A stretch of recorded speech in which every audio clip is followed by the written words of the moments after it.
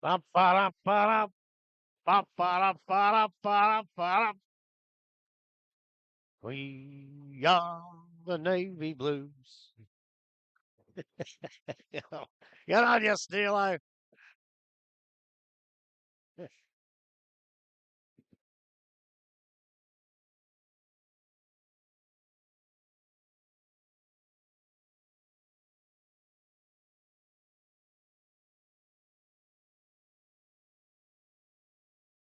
Got a 40 game to go to.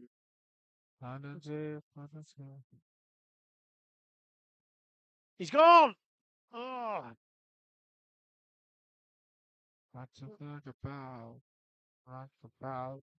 the thing about football. Oh,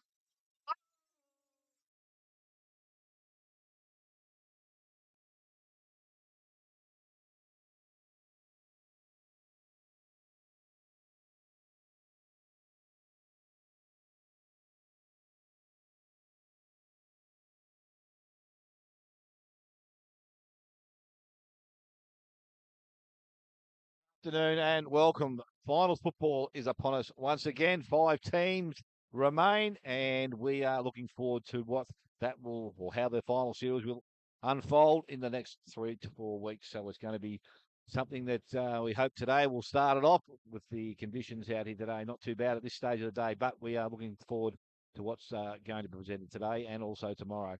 Welcoming this afternoon, Richard Grubbications. Welcome to you, Grub. good on you. Thank you, Smithy, and welcome to all our listeners and all our live stream viewers. And right, all the other stuff's out the way. Now we got the big stuff, mate. The final. This is what we look forward to every year. The footy goes up a notch. I know you two blokes' commentary will go up a notch, maybe, and we're going to have a great day because there's two great games. I tell you what, the seconds game here at the moment is as good a seconds game as I've seen. It's an absolute ripper. And let's hope it follows with the seniors. And again, back tomorrow. We'll be back here for 2 days. So how's that? Yes, looking forward to it. Grub, as I thought the umpire blew the whistle because the bloke ran into another bloke, but they were up the same team, so I'm not too sure what the free kick was paid for there, but maybe the mark was paid. And also welcome Archie Burley out here this afternoon. How are you going, Arch? Going very well. Thank you, Smithy. I tell you what, I was a little bit worried today when I woke up and I saw the dark and dreary conditions. And the rain was falling. It didn't look like a great day for football, but the football gods have blessed us. We got out to St Albans. There's not a cloud in the sky. Now the sun is out, so it looks like we're going to have a good day of football. And just on what Grubby was saying as well, yes, we do. As the players, they get ready and for this time of year, it's the most important time of year. We got to step it up a notch, Smithy. So me and you today, we're going to start us off, and we're gonna make sure our skills are there for all the listeners and viewers to see. Well, I know why it was dark, Arch, because it was 5 o'clock in the morning. The sun hadn't got up. Yeah, no, it was pretty gloomy. As I said, heading out the bush this morning, it was rain, and the closer I got to where I wanted to be, it got heavier, but it did pass very quickly. You know what it was where I come from, don't you? Yeah, no, sunny. 28 and sunny. Oh, 28. Yeah. Not 29. That's okay. No, but it's turned out very nice here, and there's obviously a few clubs already finished their season, and they'd be pretty envious of the sides that remain in the challenge for that premiership this year. So we've got a big week of football, big couple of days coming up, but obviously early next week, Grub, the Neville Whitley medal is on. We thought we might just have a little bit of a discussion on that before we get into the game today. And what we might do is we might just throw a couple of clubs at each of us and see if we can pick a couple of players we think that might fare well in those couple of sides. What do you think? Yeah, good idea. Good idea. Right. I haven't got anything researched on it, so I'll just do it off the top of my head. Then you probably have that already in your back of your scon anyway, so that's good. Righto, we'll start with the Anarchy Roos. And I think pretty obviously there's a couple of names that would come to mind pretty quickly. But can you throw a dark horse in there? No, I can't. I have to say Mawson and Gerard. Yep. They're the two that stand out for me. I think, I don't know, who won the AFL, LPA, whatever his player of the year? The athlete's foot player of the year. I think Cam won it. And the other two were still in it, though, the two Anarchy boys, I near the they end. were right near. I think Cam come first, and they might have been 2 and 3. I have to get that confirmed. Okay, so they're, in other words, they're my two, and I can't see anybody else out there, no. Yeah, I think I tend to agree. Arch, you probably wouldn't have much different in that category Yeah, there, would you? Mawson, Gerard, and then obviously just Dalhouse probably not playing enough games. Well, But if he plays the whole game, the whole year he's is fine, right up there exactly. But yeah, it's probably not a dark horse. But when those two as dominant as they were, yeah, you probably don't expect someone to steal too many votes off them too, especially when they win games. If you're looking at the best and fairest, or the best and fairest, I suppose, yeah. But are you looking outside just the on ball? Is it going to be a season where a forward, a key forward, or a key backman would vote well in this, Yeah. or you reckon there can be a chance? Yes, I reckon it'll win it. Oh, okay. I'll be interesting to see who that will be. Jordan Cam at centre half-forward. But didn't he play a little bit? Played a ruck, lot of and just in midfield as well. Hang on. He can play a lot of ruck. They got a pretty good ruck. What's the ruck one? Caleb Eden. Caleb Eden Yeah. played in the ruck nearly all year. So Around the ground though, Grub, I think like Geordie Cam would go. you can wander up and do what you want. But if you're Yeah. at centre half-forward, he's a centre half-forward. So I'm Yeah. answering your question. Yeah, Yes. okay. All right. Yes. That's one, I suppose. Yep, right. That's probably one of the problems that Anarchy do have. Obviously, they relied on a lot of their midfield to kick most of their goals. I mean, look at their goal scorers. Dalhouse, Mawson, and Gerard are all in the top 5, which is if you're going to win a lot of games of football, you need your forwards to be kicking goals, not just relying on your midfielders. Yeah, they're good midfielders that kick goals too, don't believe me, and that'll be very handy. Right, Arch, I'll give you first go at Belmont. Who have you tossed in there?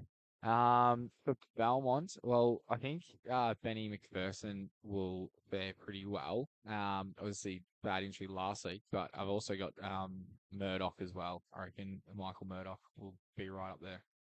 What do you reckon, Grub? I might just agree with that and throw in the big fella Hootsma, although he missed a few here and there. But the games he played, he was always in their best. So unless he did the write-ups himself, I'm going for him as well. Well, I don't think we're going to vary too But much. not to win it, to poll well. Yeah, to poll well. As I said, there's obviously some outside there. Right, I grab back with you, Bannockburn. Well, gee, like you got a gun out there in Henry Hawker, didn't play enough games. Yep. Then you've got some really good players all across the line. But the bloke that stands out for me, I don't know how well he'll poll, but I tell you what, he's in my best team, and that's Reece Ginn was fantastic every time we saw him. So he's the bloke for me, although I'm not quite sure if that's how the umpires will see it, but I thought he was terrific. Yep, I've actually named the two that you've just named. I've actually got down as well, Hawker and Ginn.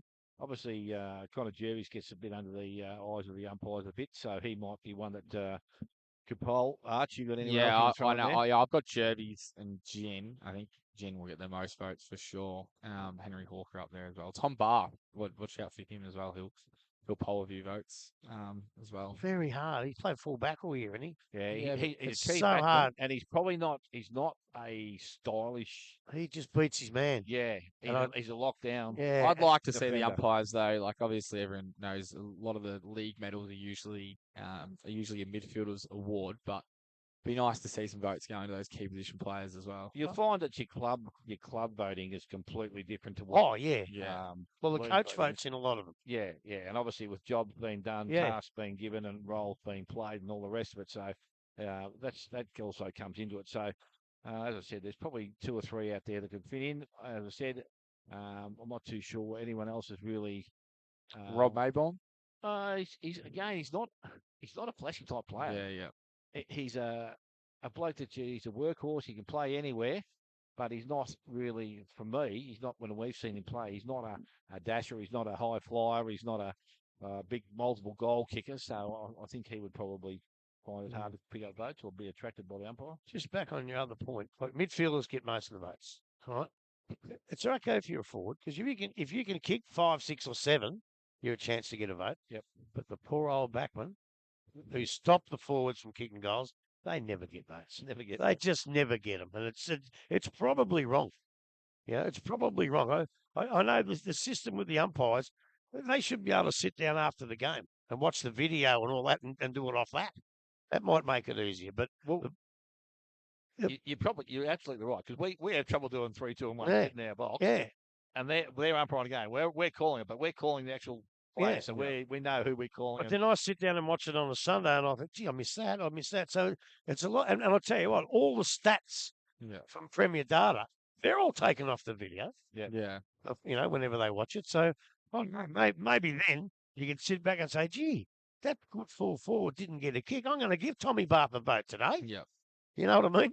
It's even if you look at the top level, you take an example from there. So they've allowed the stats to be given to umpires after the game now, in AFL games when they're giving Brownlow votes. So that's even going to hurt the key position players more because they're going to look at like when you see a midfielder 30 touches, you're automatically going to be drawn to them. Yeah, but and it still doesn't help the fullback because it doesn't. No. Because it doesn't say, oh, he Yeah. thrashed the bloke who used to kick goals. So anyway, go on, keep going, Smithy. Righto, Corio.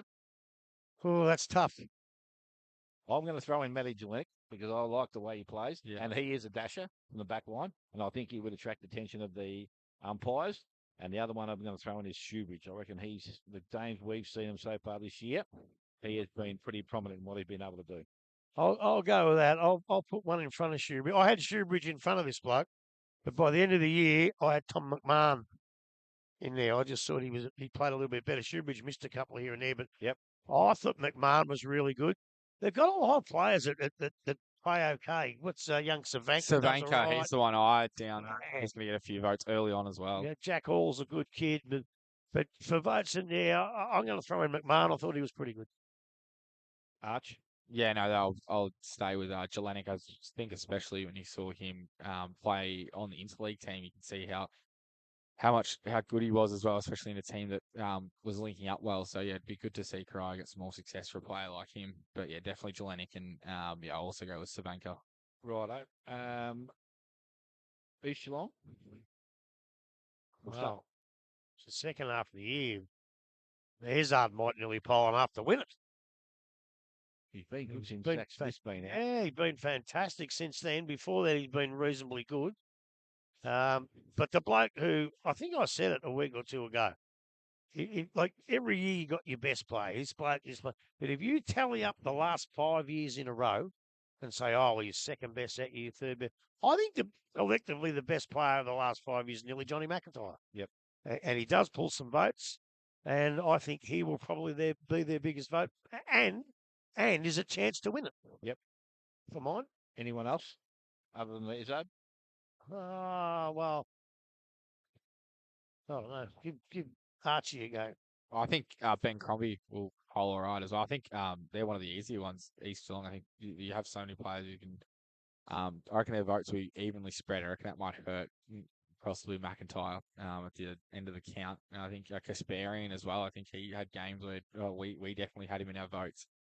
And Ben Mulville as well is always a sole player. And I reckon he'll poll a few votes as well. But I reckon East is the hard one because they're just so you're never relying on. Well, even though McIntyre's usually always playing a pretty good game, usually has pretty good support around him as well. Yeah, I like Benny Mulville. I reckon he's a bloke that's obviously he does a bit of ruck work. He does a bit on ball. He plays a bit up forward, and sometimes you can find him down back as well. So I think he'll get himself amongst them. But again, whether he wins it, I'm not too sure, but we'll soon find out, I suppose. And early on, I reckon for those big bags, Zach Smith will poll a few votes.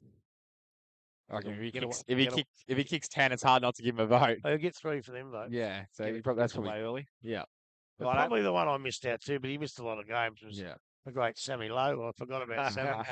Good on you, Sammy. He's killing them out here at the moment. Righto, North Geelong. Oh, gee, how tough's that? Yeah, look, as I said, Tommy Swenson's obviously the class through the midfield, but then you've got other blokes that have had some really good games during the year. And as I said, the other bloke's Cooper Vaughan, who every time we've seen this guy play, he obviously he's a forward. He doesn't seem to play anywhere else but forward. But he's a bloke that regularly kicks goals, gets himself involved in the play. He's got a good pair of hands. So the umpires are going to see a bit of him. And you look, as I said, like obviously the Riccardi boys would have polled well, but have missed games during the course of the season. And then you've still got guys like Desnoy, and then you go back to your back couple of O'Brien, Charlie Farrell. He's the one I'm at. Yeah, Charlie Farrell for sure. We can only go on the games we've seen. Yep. And he's pretty much nearly taken the Hotham Hotel dinner for 2. He's come second about 3 times, I reckon. Yeah, he's been good. As I said, the good thing about that story there is obviously his body's been able to hold up this year, and he's been able to get himself through to play some finals football, and hopefully that will continue for the rest of this time. And whether that's finishes tomorrow or 2 or 3 more weeks down the track, we'll soon find out. But and he deserves it too. Oh, absolutely. Right, what about out at Winchelsea, Grub? Well, you got to get some votes for kicking goals. But I think if you'll find over the years there have been full forwards that have won Whitley medals, but they've all kicked 100 or more. Yep. And what would he have finished on 80 something?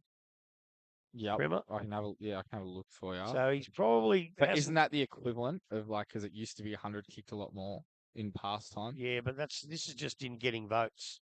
Like you kick enough bags, you'll get enough votes, but you don't kick enough bags when you kick 70 or 80 goals. And He got 81 goals. yeah, Yeah, so he'll poll votes in games, but I don't know if he can poll enough to win it. I like the bloke who's the fall for him out in the half-forward flank, Jordan Gould. I love Jordan Gould. He's a great player. The Parish boys have got to be in there. Can Finn win it? I think so. Right.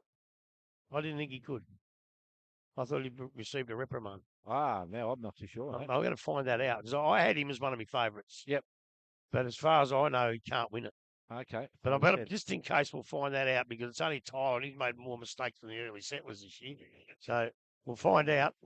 But I think both parishes have been fantastic. They've had a really good team side, haven't they? Oh, yeah. And it's hard, but I'll go Finn Parish. Well, we're just talking poll and votes. Finn Parish. Righto. I'm going to chuck in Indy Parish as well. I think he's had a season that I consider to be the best I reckon I've seen him play. As I said, since he's gone into the midfield, I think that extra little string that he needed to add has been put in there. And he's obviously moving around the ground a lot better now than I reckon he has in recent years, and obviously got himself pretty fit to be able to do that so as well. So I'm going to chuck him in as also a player that can grab some votes under the eyes of the umpire. I'm going to go with what Grubby said. I reckon Cam Primo, he's kicked 81 goals. There can be 4 or 5 games he'll get 3 votes. So, yeah, I reckon. And he comes up the ground a bit. He's got great hands, and he's not just one of those key forwards who, his one was just kicking goals and that's it. I feel like he's really good around the ball, and he's got good football sense as well. It brings his teammates into it. So that's why I reckon Primo will poll pretty well. That's another thing that's not fair. Like, if you're a midfielder and you don't play that well, but all of a sudden you get a few touches in the last quarter, you can get a vote. Yeah. But if you're a full forward, you just said, Arch, if you kick goals, you get your votes. But you can play a pretty good game and kick 1 or 2 goals, you ain't getting a vote. No. You are not getting a vote. So it makes it even harder on the forwards. But he polled a few for his good games, but games where he doesn't kick as many goals, he's got no chance of voting. Righto. What about down at your hometown, Werribee, Grub? I think there's about 7 or 8 that could probably go really well. Well, Culliver will be their best vote getter. I think Culliver, he may have enough to win it. Yep. Or second. I reckon he'd be top 3. Yep. But he can't win it, obviously. He's been suspended for couldn't knock the skin off a rice pudding left jab, which is ridiculous. But anyway, he can't win it. Camilleri's had a good year. If you had to name somebody else, I think week in, week out, Stone's been very good. But no, the vote puller for me is Culliver. By a fair way, I think. There you go. They're the 3 I'd written down, Grub. Yeah. So you've been looking at my work, haven't you? It might be the other way around. Might be. I even watch them train. No, do you?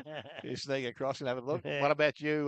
No, I think you guys have named the how do you reckon the players who I think are going to poll the votes? No, definitely Culliver will get the most out of them. What do you think about BLC, Grubby? No, second half of the year, he might. Connor Cunningham played a good first half. Yeah. Bryce, he played pretty well, but not a vote, not a lot of votes. They get those 2 mixed up. No, You don't reckon? no, Because one wears a helmet, don't no. But one of them's a few inches taller than the other. He's like a key player. The other one's an on-baller. No, I wouldn't. they? And one of them wears a helmet. I just they interesting. Don't Nah, No. they? Yeah, right. no, it'd be interesting. I just reckon, as I said, they move very similar height, shades, and all the rest of it. I reckon there'd be a few confusions in there. But anyway, well, that doesn't really matter. One of them polled well. They'll just say it was my votes. I got that. Yeah, anyway, well, probably. So. And they're one number apart as well. Yeah. Geelong West, Grub, obviously you would think that wholly unlikely they would get the winner from it, but who do you see the players that can poll well that will get some votes at least? No wins, a percentage of bugger all, which means a lot of their games they get trounced. But out of 18 games, Maybe their backman might poll well. out of 18 games, you might think, I reckon there's 13 or 14 that they cannot possibly get a vote in. Yep. So it's only 4 games. So you're looking at one of Brad Mitchell's best games, might get him a couple of votes. Yep. Jackson Collins down back may get a vote because he plays that Roman game. If he gets enough of the footy. And he's out by himself most times, isn't he? Yeah, and the only other bloke, if he plays the best game he can play is Michael Lima. I know he's nearly done, but, his best game would be good enough to get votes. But, look, it's minimal. I can't see him getting many votes at all. And I got to be honest, not being smart, Alec. I just don't think they can get many votes at all. Yeah, Really? I tend to agree. As I said, even when you're being beaten well each week, there's not much chance of even sneaking in the bottom one. So the only other thing, I read their best players every week, and their best player in a row, their best player was Jared Jan. Yeah, I was going to say. So I'll throw him in, but no, out of their 14 games that Jared Jan's played, he got in the best 11 times. Well, there you go. So. Right, what about out in Belize? They could have a few blokes that could trouble the voters, do you think? Don't know. We didn't see him very often, did we? No. Bowie Collins will be right up there. I think he'll definitely poll their most votes, especially when we saw he dominated. Dalton Grundle as well. Obviously, Mason Dixon, he kicked 70 goals in a year, probably, and he had a few. He had his goals spread out quite a lot as well. Probably more than Primer. Didn't have as many big bags, but more sevens and eights. So yeah, I reckon Dixon will poll well as well. Grub. Donahue, Grub. Donahue, you got to put in there because I know who he is. He'll get the votes. When they're in trouble, they put him down back and he killed them. Probably won't get as many playing up forward. But I'll tell you what, I'll bet you he's involved in a hell of a lot of goals with his possession rate and the way he uses the ball. I don't know. One of my favourite players I like to watch, I don't know if he's a vote getter, is Lovey. Jared Love's a good in and under. Hard to get votes in and under, But yeah, that's about it. As I say, I haven't seen him that many times. I can't even go Billy Caysons because he's not playing. No, not anymore. What about Sam Case? Sammy, well, you probably get one there. He's played the run really good game there. 7 or 8. Yeah, I'll throw him in there, yeah. No, he could be. Keep the name going. Good on you, son. Right, up at the hill. Wow. Up at the hill. Obviously, the big bloke in the middle's got it. Well, he's the reigning Whitley medalist. I think he's talking about. Oh, sorry, no, not Carter. The big strong bloke in the Yates. middle is the reigning. He's a reigning Whitley medalist, and I must admit, it did surprise me a little bit last year, so I wouldn't be surprised if it happened again this year. He played pretty much the same footing. He's probably got it even better put on his chest this year from the fellow you're talking about, Big Brock Carter. From the games I see, he can win it. Yep. Handling was obviously good early. Later in the year, he carried a lot of injury, I reckon, so that might trouble him, I think. No, I go the other way. I thought he started off reasonably well and got better as the year went on. Yep. So, yeah, he'll poll some votes too, I think. He's a very good player, but there's a lot of players who come in and, there was a game there where you got Sammy Quinn getting votes. Oh, I tell you, he'll get some votes when he come in. Bloody Josh Norman come down and play. He'll get a couple of votes. Bit of fly in, fly out. Yeah, I just think there's a hell of a lot of players at Bellpost Hill that'll come in and get a couple of threes and a couple of twos because they're pretty all round, close. Pretty even bunch. Yeah. Can you throw anyone else in Nah, I reckon you guys have named everyone. I would have reckoned Carter and Yates will be right up there. All right, and we'll finish with your team, Arch Thompson. Yeah, it's an interesting one, isn't it? Obviously, Geordie Cam, he's my pick to win it, but might hurt that Jed Hannessy's played his best year of football and he's going to take some votes out of him. Obviously, Jed Hannessy being a midfielder as well is going to help him over Geordie Cam being a centre-half forward. But, yeah, I reckon they will be the two. Now, there'll be a couple of players they'll take a couple of one votes. Sammy Jacka had a pretty good year. Jasper Blair had a few high possession games as well. Caleb Eden in the middle. Zach Rocker O'Toole down back as well. He might get a couple of votes, especially when the ball's come down there a bit. But yeah, I reckon Geordie Cam and Jed Hannessy will be right up there. I reckon Geordie Cam should no chance of Max. No, I don't reckon Dalla will poll a vote. Just well, that's quietly. interesting. That's interesting because I had two. I had Jordan Cam to win it and Max Dalla come third. Sammy Jacket, obviously, he's going to poll well. He's had a good year, Sammy. But did he miss? He missed a handful of games too, didn't he? He played 17 games. Oh, did he? Oh, there you go. Well, that means he's missed one. Yeah, I thought he missed more than that during the year somewhere. No, and he was in their best many, many times, but Yeah. I don't know if that'll pull many votes. But the thing is, they lost a lot of games. Yep. And in them losses, they've got to give George Cam a vote. Yeah. Whether it be the 1, 2, or 3. Yep. And I can tell you now, when a team gets beat, very, very rarely will you see the beaten team get 2 people in the votes. Yep. So to me, that means Geordie Cam's the only one that can win it. Even you're saying Hennessy can take votes off him. He can only take votes off him in their wins, I reckon, because he'll get the vote when they lose, and there's no room for another bloke. That's the way I see it anyway. Tell me if I'm wrong, but that's the way I see it. All right. If you were doing your top 3, who would they be? Jordan Cam, Finn Parrish, Michael Culliver. All right, mate. Let me put this down. Cam, Parrish, and Culliver. Obviously, knowing that at least one of them can't win that. Yeah, well, that's it. Yeah, yep.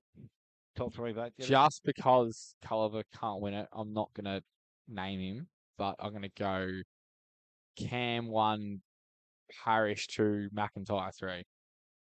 And you're talking Finn Parrish as well? Yeah, Finn Parrish. Yep. What about you, But Smithy? hang on. You wouldn't put Culliver in because he couldn't win it. Yeah, because he can't win. Now you're putting Parrish in. Oh, if we figured out that he can't win? Well, Tyler reckons he can't. Oh well, if he can, then if he can't, then I might chuck someone like we'll go Jack Yates again up there. Righto. Well, I'm going to go Geordie Cam. I think he's pretty good. I reckon Gerard's going to poll very well because he's obviously under the eyes of the umpire and he knocks up getting possessions. And if Culliver, as I said, can't win it, I want to chuck in Stone. I've seen him play. He's been good without being great, but I reckon there's games that he's been very, very good in, I've been told. So I'm going to throw him in as the other one that can win it, and that's Stone. So there's my 3. And at this stage of the game out here, we've got 4 minutes to go in this game of football. And Belpost Hill have just kicked a goal, which will take them to 42. They'll have a 10-point margin. Oh, they said. I was going to say, how close is this? They kick one. They just put one through then, Grub. So they got a 10-point margin, 4 minutes to play. Righto, the game ahead of us here this afternoon, gentlemen. We obviously got a bit of a look at them last week. And Werribee obviously kicked 6 goals, 8 to three-quarter time last week. Kicked 6 goals, 9 in the final quarter. The final 2 shots last week. Could have actually won the game. Would have stolen it, but that wasn't the case. They now sit in this position where they're going to play it this afternoon, Grub. How do you think they can change things around? And obviously, don't have to do too much with the result at the end, but wouldn't want to give each one a start again. Yeah, no, I disagree. They've got to change a lot of things, I reckon, because at three-quarter time, they look very, very, very ordinary. And you can't win a game while they nearly did. But as you say, they missed a couple of goals late, and you're saying they could have won it. But there was a couple in the third quarter. I think one of them was Steele.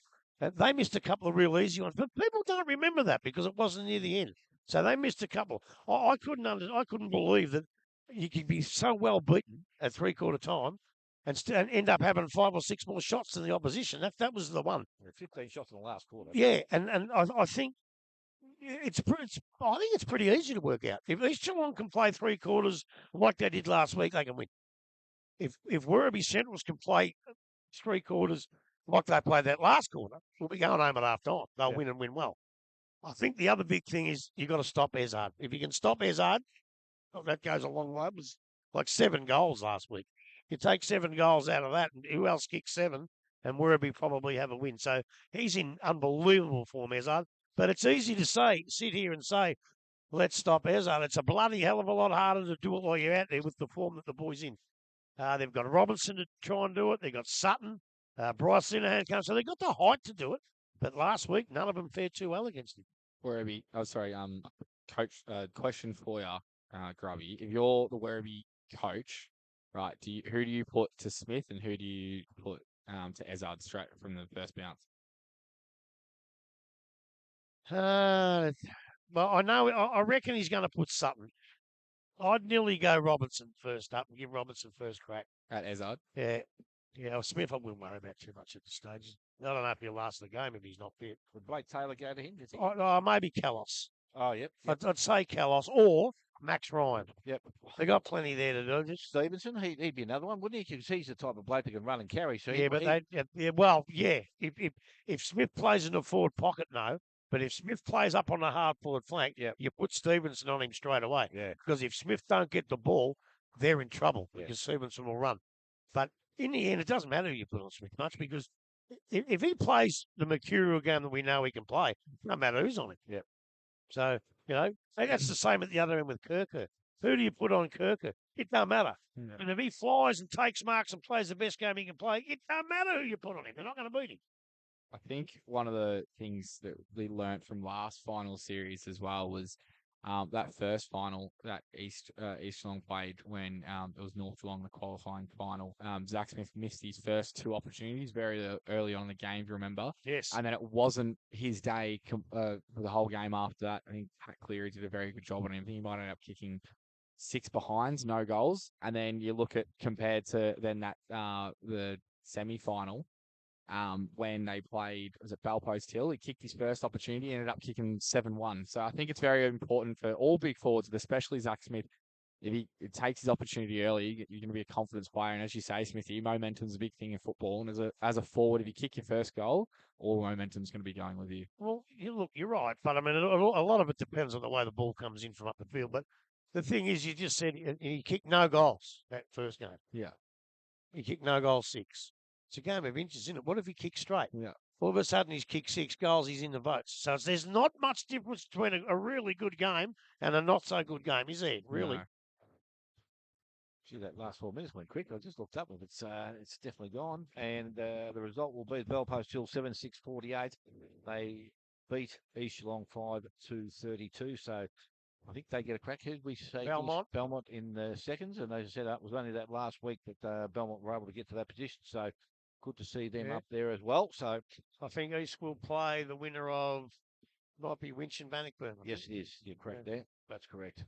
See, I'm a wealth of information here. You are. Well, Smith and Dixon come into the side. They obviously lose McLean, and we said Farrow got put back. and Farrow played out here. in the second. McLean, I think, had just a little niggle in the hamstring, so it was just something that they did. And the changes for Werribee, Grub, was there a couple come in here or not? Yeah, Maxie Ryan in.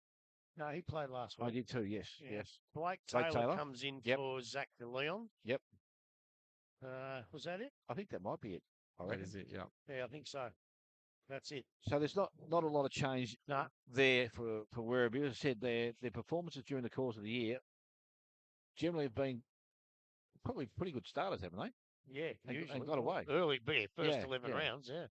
So they obviously, when you're 11 zip at that stage of the season, they were going very, very well. And now Paddy Daly's obviously the other one too. He's had a little bit more continuity now in his football. So he's got to be getting better and better and provide that bit of an extra option out there for them as well, do you think? Or is that going to be a big factor in the game? Yeah, it'd be a pretty big factor because you saw in the last quarter last week, he won a tap out stand of Crennan down there, and away they went. He was the instigator of the way they went that last quarter. They work very well together, those two. Yeah, they do. But with Daly, I still think they might have brought him back a little bit early. As I said to you a few times, I watched him train. He wasn't doing much run. Next thing he was in. And then a couple of weeks later, he was out again. We watched him in the first game, and he wasn't his same. Well, he was the reigning ruckman of the team of the century, and he wasn't good because he was obviously coming back. Then a couple of weeks later, they rested him because obviously he was a bit sore. So I thought he was, reasonable in the first quarter and good in the last quarter last week. I thought Matty Kasparian probably beat him in the 2 quarters in the middle. So that'll be a good battle. The only thing is towards the end, I think there's a bit of size difference, and obviously the big blokes don't get any shorter throughout the day, but that'll be a really good battle. And yeah, he's just starting to point. I still don't think he's 100% Paddy, but he's getting there. I think there's a great point, Grub. I think Kasparian beat him around the ground quite a lot. He'll always do that because Paddy doesn't do much around the ground. He doesn't, yeah. And even when a couple of times he got the ball, you had your heart in your mouth a bit going, oh, don't give it to Paddy. Well, the funny thing is I did that, then they give it to Kasparian and he came straight down the central. But yeah, Kasparian around the ground I thought, compared to watching him earlier on the year, then the last couple of weeks, he's really grown into this team as well. Who? Kasparian. Yeah. So I think that will be an interesting matchup today, and obviously in a bigger ground. I mean, this will be the biggest ground you play on all year. Yep. Having a good tank's going to matter a lot, but also winning the ball out of the middle is equally as important for Werribee.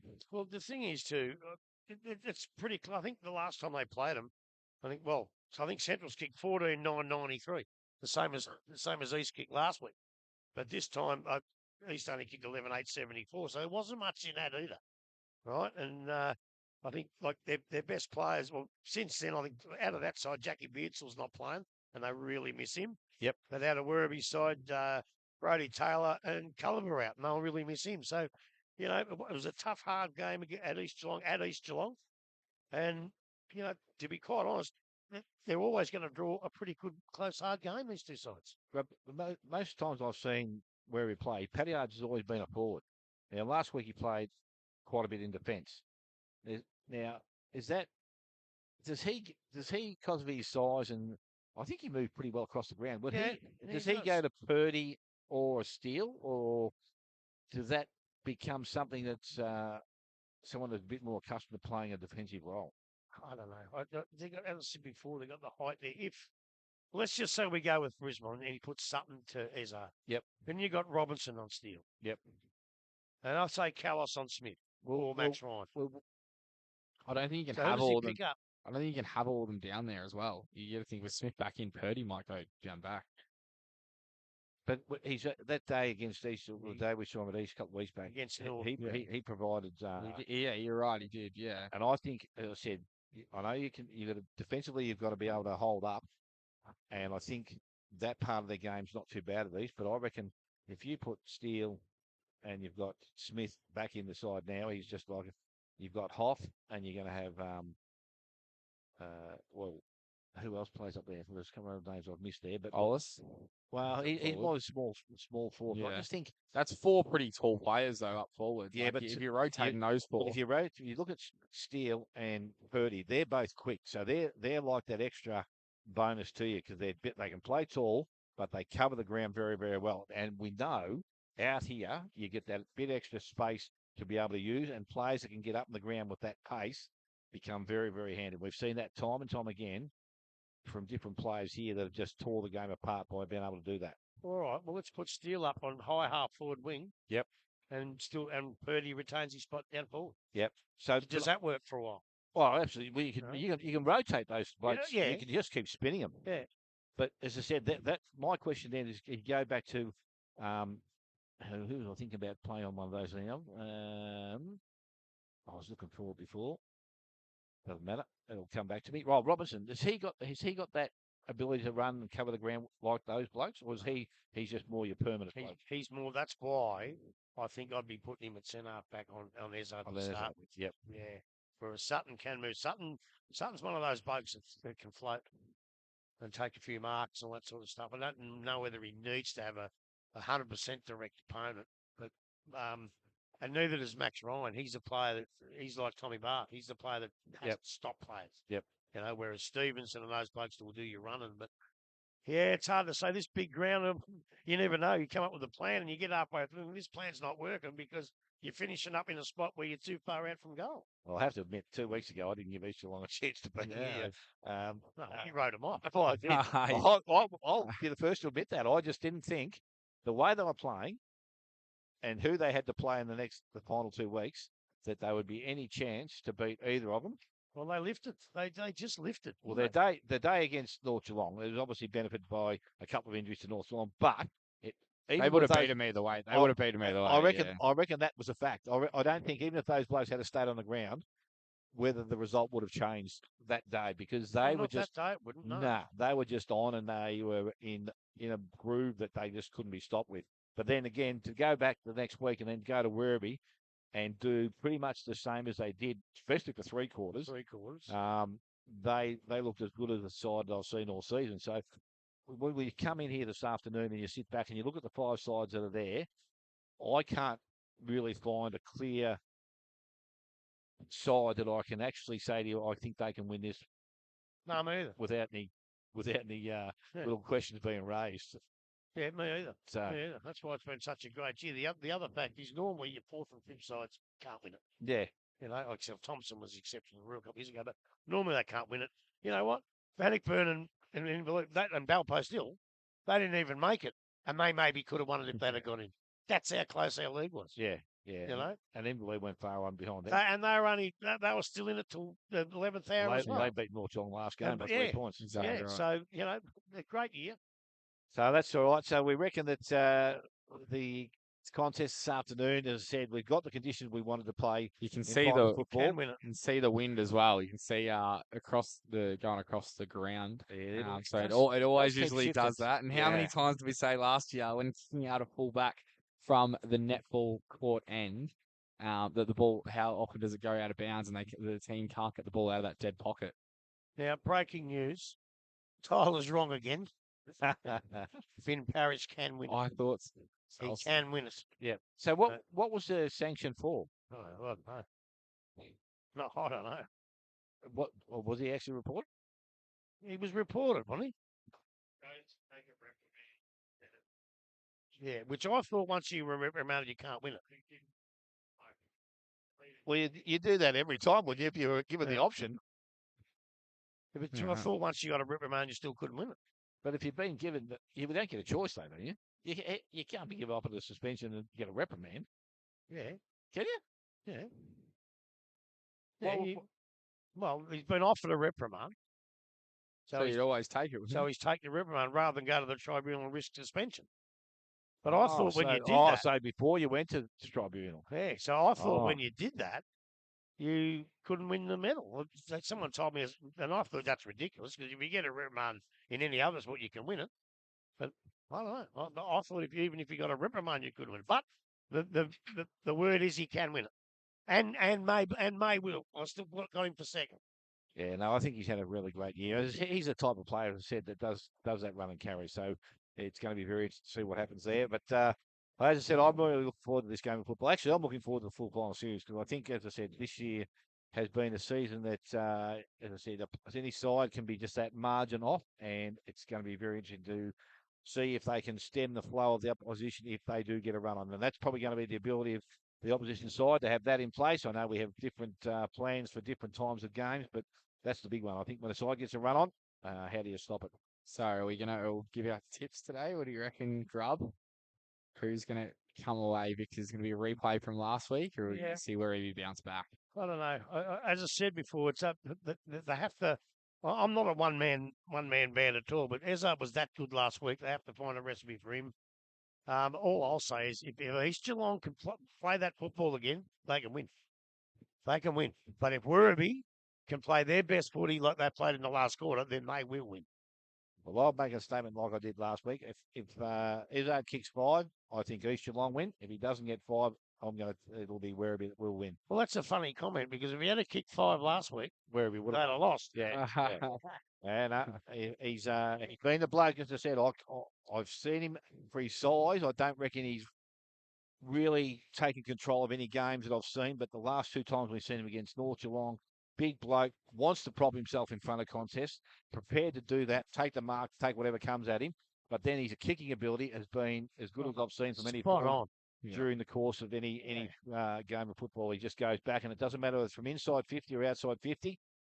He's a pretty methodical worker in that sense, and he's been a great goal kicker for them in the last couple of weeks. Well, big blokes take a lot longer to mature, as you would know. And, as far as I'm concerned, 2 of the blokes that have done that this year, the big fella here, Ezard, and Jordan Camp's been absolutely sensational. And they've always been, you look to say they're going to be all right, these blokes. Well, guess what? They're now better than all right. And just before we keep going, you can have last say. No. Jake McLeod, William Ross, David Chaston are our umpires for today. Before I forget, who wins? Smithy. Zach here. Oh, Zach Smith. Oh, he's gonna just 4. He's gonna ease back into it, because he's got to share the load with Ezard. But I'm gonna tip East Geelong by comfortable 4 goals, and they're also my tip for the flag. Righto, there you have it, gentlemen. Play is about to start, and we have got East Geelong there kicking to the Geelong end. That means obviously the Werribee boys are going to we'll go to Queenscliff end. That's pretty good, or Buckley's end. That's even better. To the left of your radio dial. Queenscliff. Yeah, that's down that road somewhere, down the highway. Jesus. There's a lot of people from Werribee don't even know where Queenscliff is. Yeah, it's the home of the Cooters.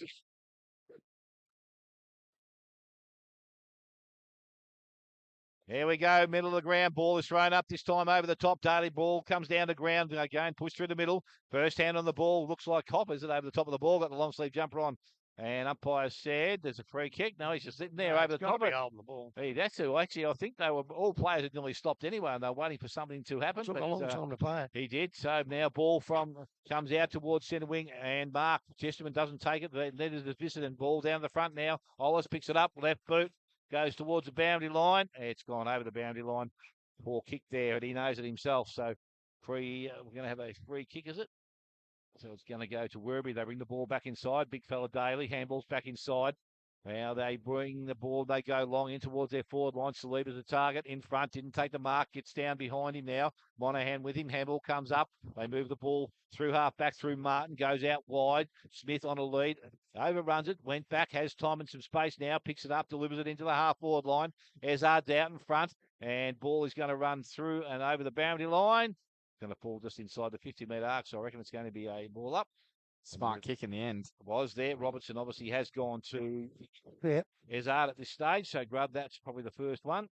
Not too sure where Sutton lined up. Is he actually on the ground at the moment, or is he on the bench? Haven't seen him. Okay, he may be one of the players off on the bench. So ball from that forward pocket now. Daly doing the ruck work. The ball comes down. Ezard was doing the ruck work there. Again, neither side can get a clean disposal out there on the far side. I think that's Mulville that has the ball, and he has taken over the boundary line.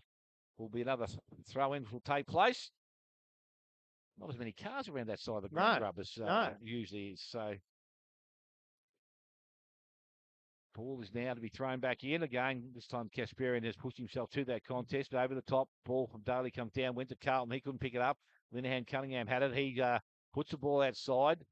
They've worked the ball pretty nice now into the hands of Stone. Kicks the ball back in the middle of the ground. Not too sure where he wanted to go there. Ollis on hands and knees. Has possession. Tried to drag it in. He's been held up. Melville there also in support. Umpire will ask for it back. And it's still inside the centre square here at St Albans. The ball will be thrown up. That was a low throw in. Picked up there by McIntyre. He goes into their forward line. Ezard out in front. And that was never going to be a doubt there. It's Robinson just playing behind. Had no chance to get to their maker contest. So the big fella will start off and have a shot here from about 40 metres out, almost directly in front. We know the distance he has got very much there, and just the accuracy is something to work on. Flags, we said, blown to the Bellarine Highway from here, so he's got a little bit inside the left-hand post. Would be the way to work it, I would think. Well, judging by the last couple of weeks, this is home. So he kicks the ball low and flat, but that's not online at all. And it's through for a minor score. So the first score on the board, East Geelong. They move to that one soldier behind. Wherever yet to score, we've gone just on 3 minutes. Lucky to 10% of the first score scoreboard. They're going to move the ball quickly to find Robinson in the half-back line and go quickly. He was centre half-back. He found Chesterman on the outer side. Now they're going to move the ball into the middle of the ground. It's a good kick to find Stone. Stone has it about 75 metres out from the Werribee goal. He's going to go down the line. Saliba's down there if he can gather. It's inside forward 50 now. Saliba turns his opponent inside out. Got the ball. It's gone out of bounds. Might have been a throw. That's gone out of bounds, mate. It was out of bounds, so we'll have a ball in. Must have been very close to the line. Saliba is trying to convince the boundary umpire it stayed in. So ball in from 45 metres out from the Werribee goal. Ball hits the deck now. Well set up is East Geelong. Bailey Payne gets the ball out now. Standing under it was Paddy Argy. Couldn't take the mark. That one is a good fly over the top for East Geelong. Might be And better to Minari. actually go at marking it.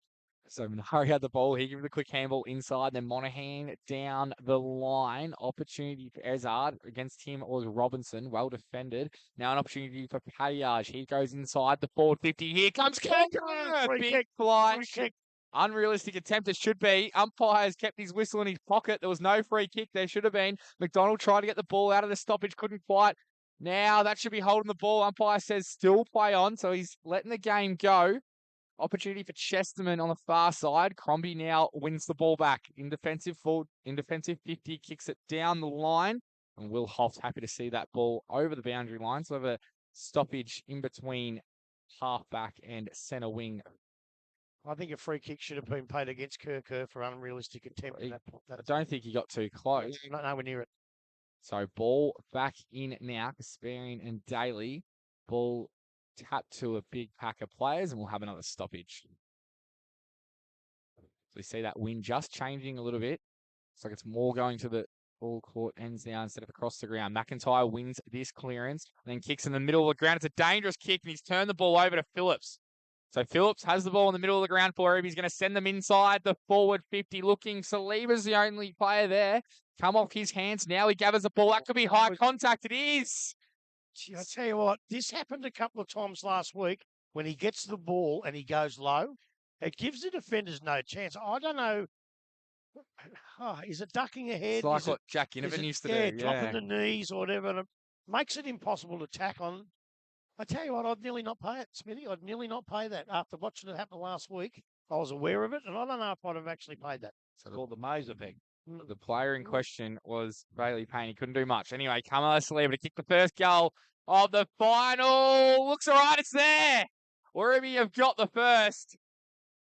1 goal straight, 2-1 behind East Geelong. We have gone 5.5 minutes in this first quarter, brought to you by Buckley Entertainment. Geez, they play footy different these days, don't they? It's only 5.5 minutes. Benny Crombie's just come off the ground, and he can hardly breathe. So they must do a hell of a lot of running. But Saliba, a nice kick for goal.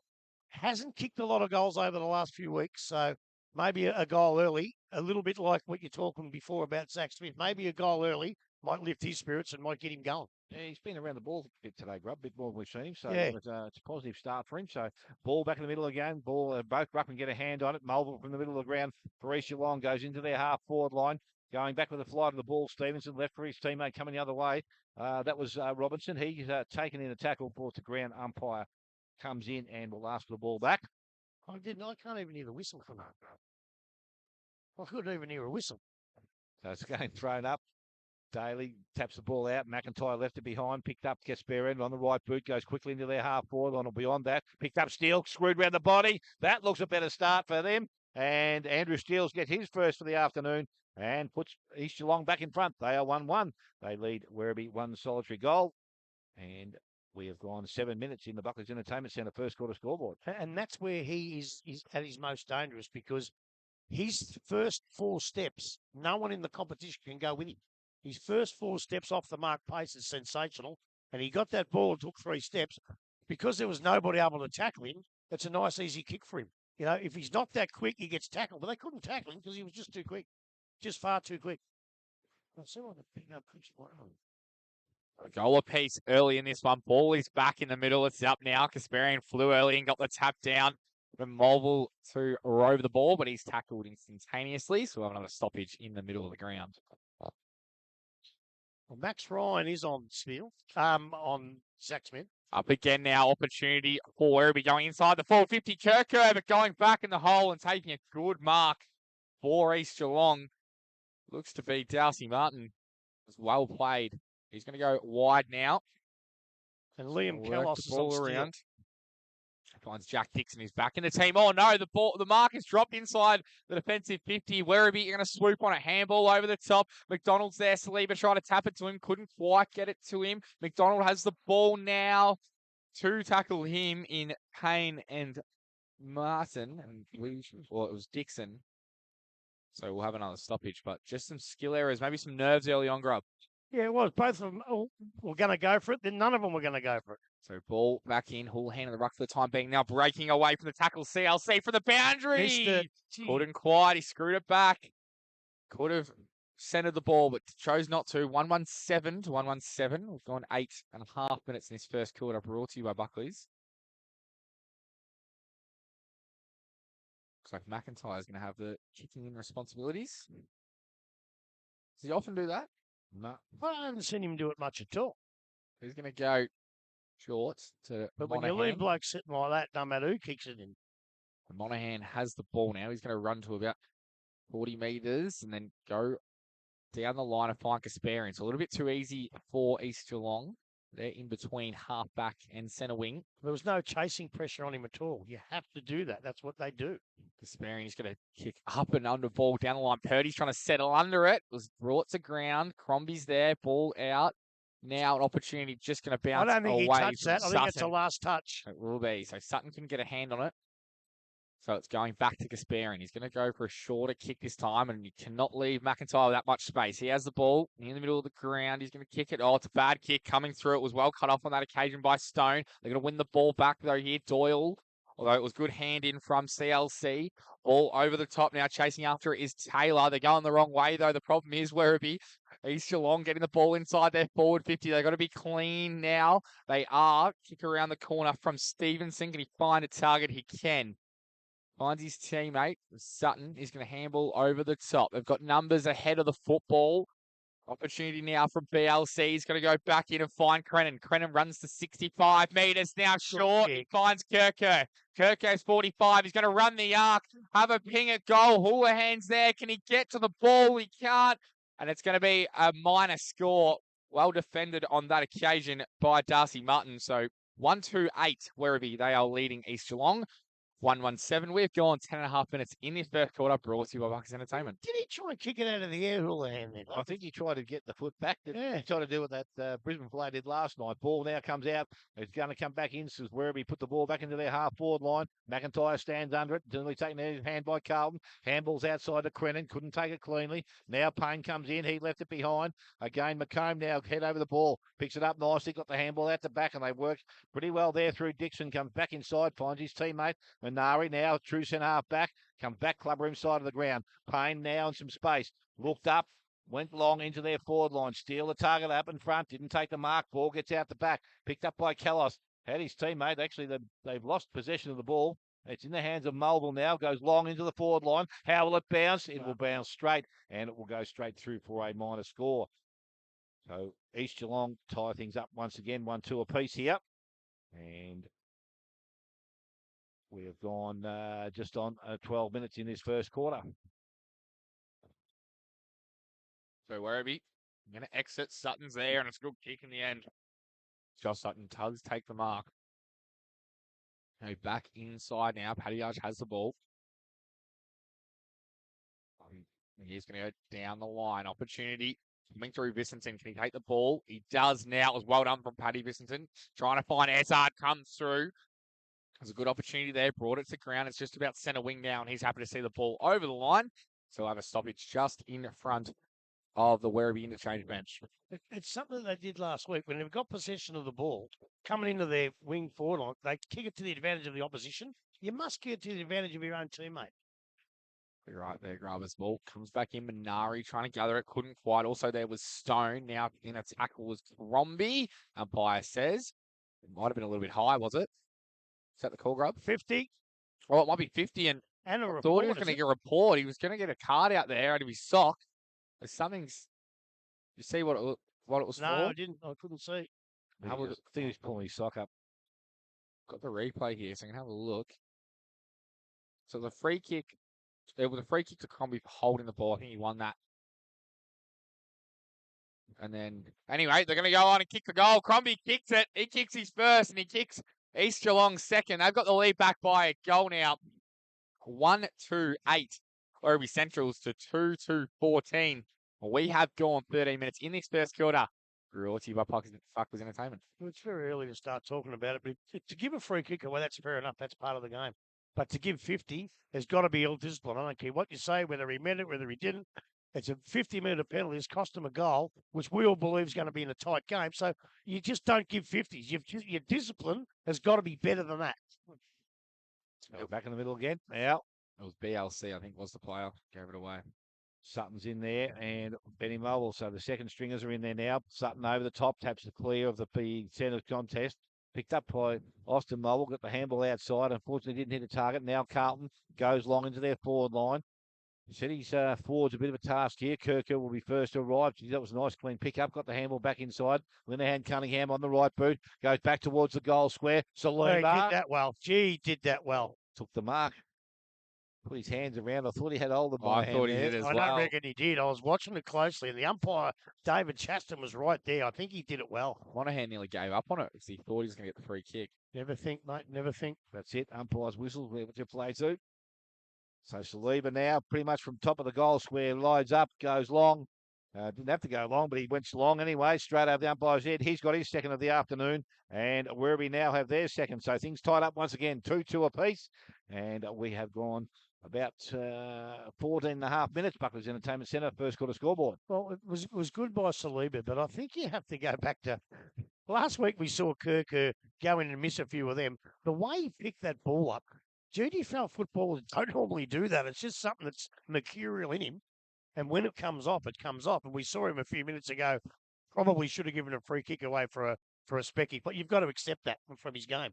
But if he can keep doing things like that, then you accept the disabilities in his game. So in the middle now. Why has ball in hand? Up they go. Oh, you got to throw it up properly, mate. Sutton didn't contest for that one. Minari got the ball out. It was too hot, though. He's going to get the ball back now. Minari's got to gather it. He does now, but he sits on top of it, so he might be in trouble. Is the umpire going to see that? He's going to say no prior opportunity. Probably a little bit lucky. LC jumped on top of him. It's a little bit lucky. A little bit unlucky. I thought he might have got a free kick early in the contest. So Experian got the ball out, trying to find Mulville. Couldn't quite. Now it comes out to Minari. He's getting a bit of the ball early. Kicks out to the wing, leading the chase, and this is Robinson. He has the ball tucked up against the boundary, trying to find Brennan. The kick was nearly perfect, although it might come off the hand. It was, so it will be just a ball in between centre wing and half forward for Werribee. Ruckman. It's going to be Kasparian versus Sutton at the moment. Kasparian. Oh, Sutton wins that one. Handballs it off now. Wins the clearance. Now the kick forward. Opportunity. Taylor it was. He got the ball forward. Inside the forward 50 for Werribee now. Saliba was there, but he didn't quite go to him. Here's the goal line. Kirko's there. Can he get a kick on it? He can't. There's two East Geelong players down. And they probably a goal gone begging on that occasion. 2-3, 15 out of 2-2, 14. 16 and a half minutes gone on in this first quarter. Brought to you by Bucket Entertainment. See who is down, Grub? Nah. Monahan is one of the players. Might have been Bissington, is it? Yeah, 44. Bissington. Yeah.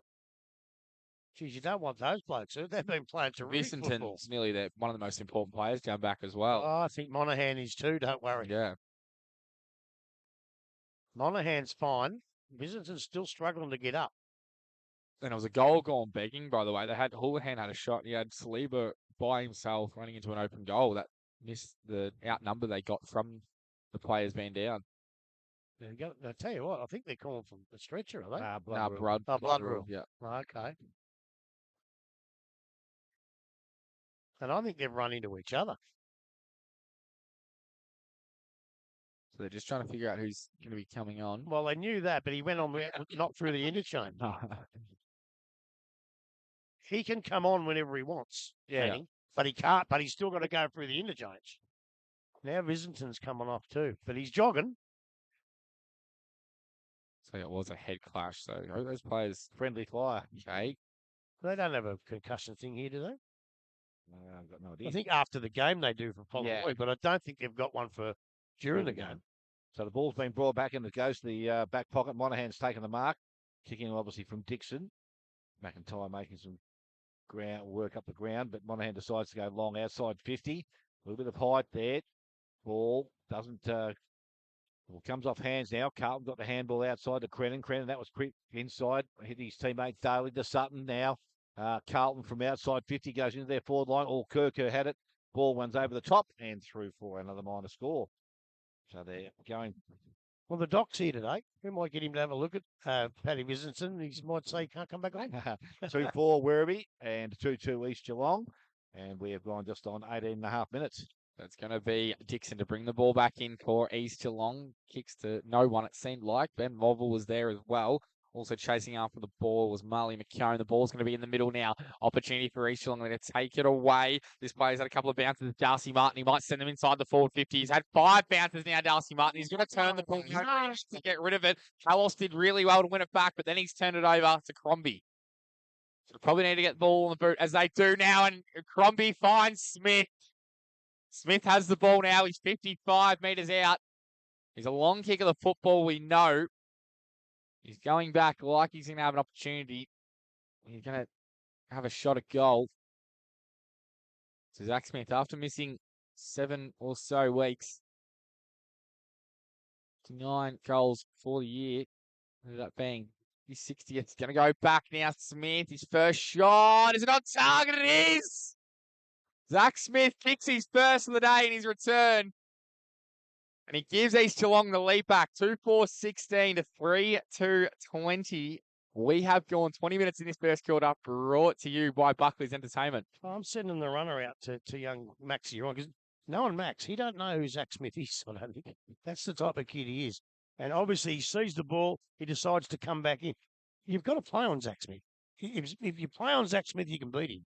But if you let him stand there on his own and take an easy one like that, then you're not going to beat him. How many do you reckon he kicked? I think he only kicked 49, didn't he? What do you reckon? 59? Yeah, I think I gave him an extra 10 there, actually. From the middle of the ground, Carlton gets the ball. Handball goes outside, and it goes now. Kick was a touch off the booth there. Linehan Cunningham doesn't go too far. Payne off the wing, picks the ball up, tries to get through traffic. Got the handball away to Mulville. Mulville goes outside, back in the hands of Crombie, now into the hands of McIntyre. A little bit of space and time, looks up. Kick goes into the forward line. Wasn't a great kick. Missed the target. Ezard goes back, tries to collect the ball, coming the other way. Reckon that might have been Hoff, but he's obviously run into the big fella in Ezard, and the umpire's going to ask for the ball back. I think James Palliard might have got a hand in that one coming in somehow. Made the kick look worse than it was. So the ball 40 out from goal now. The ball was thrown up again out the back. The ball runs, working through. There's a free kick being given, and it's going to go to Benny Crombie, it looks like, I think. Sam Purdy.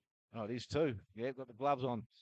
So Purdy now has got a kick for goal, only about 30 metres out, I reckon, 45-degree angle. And well within his range here.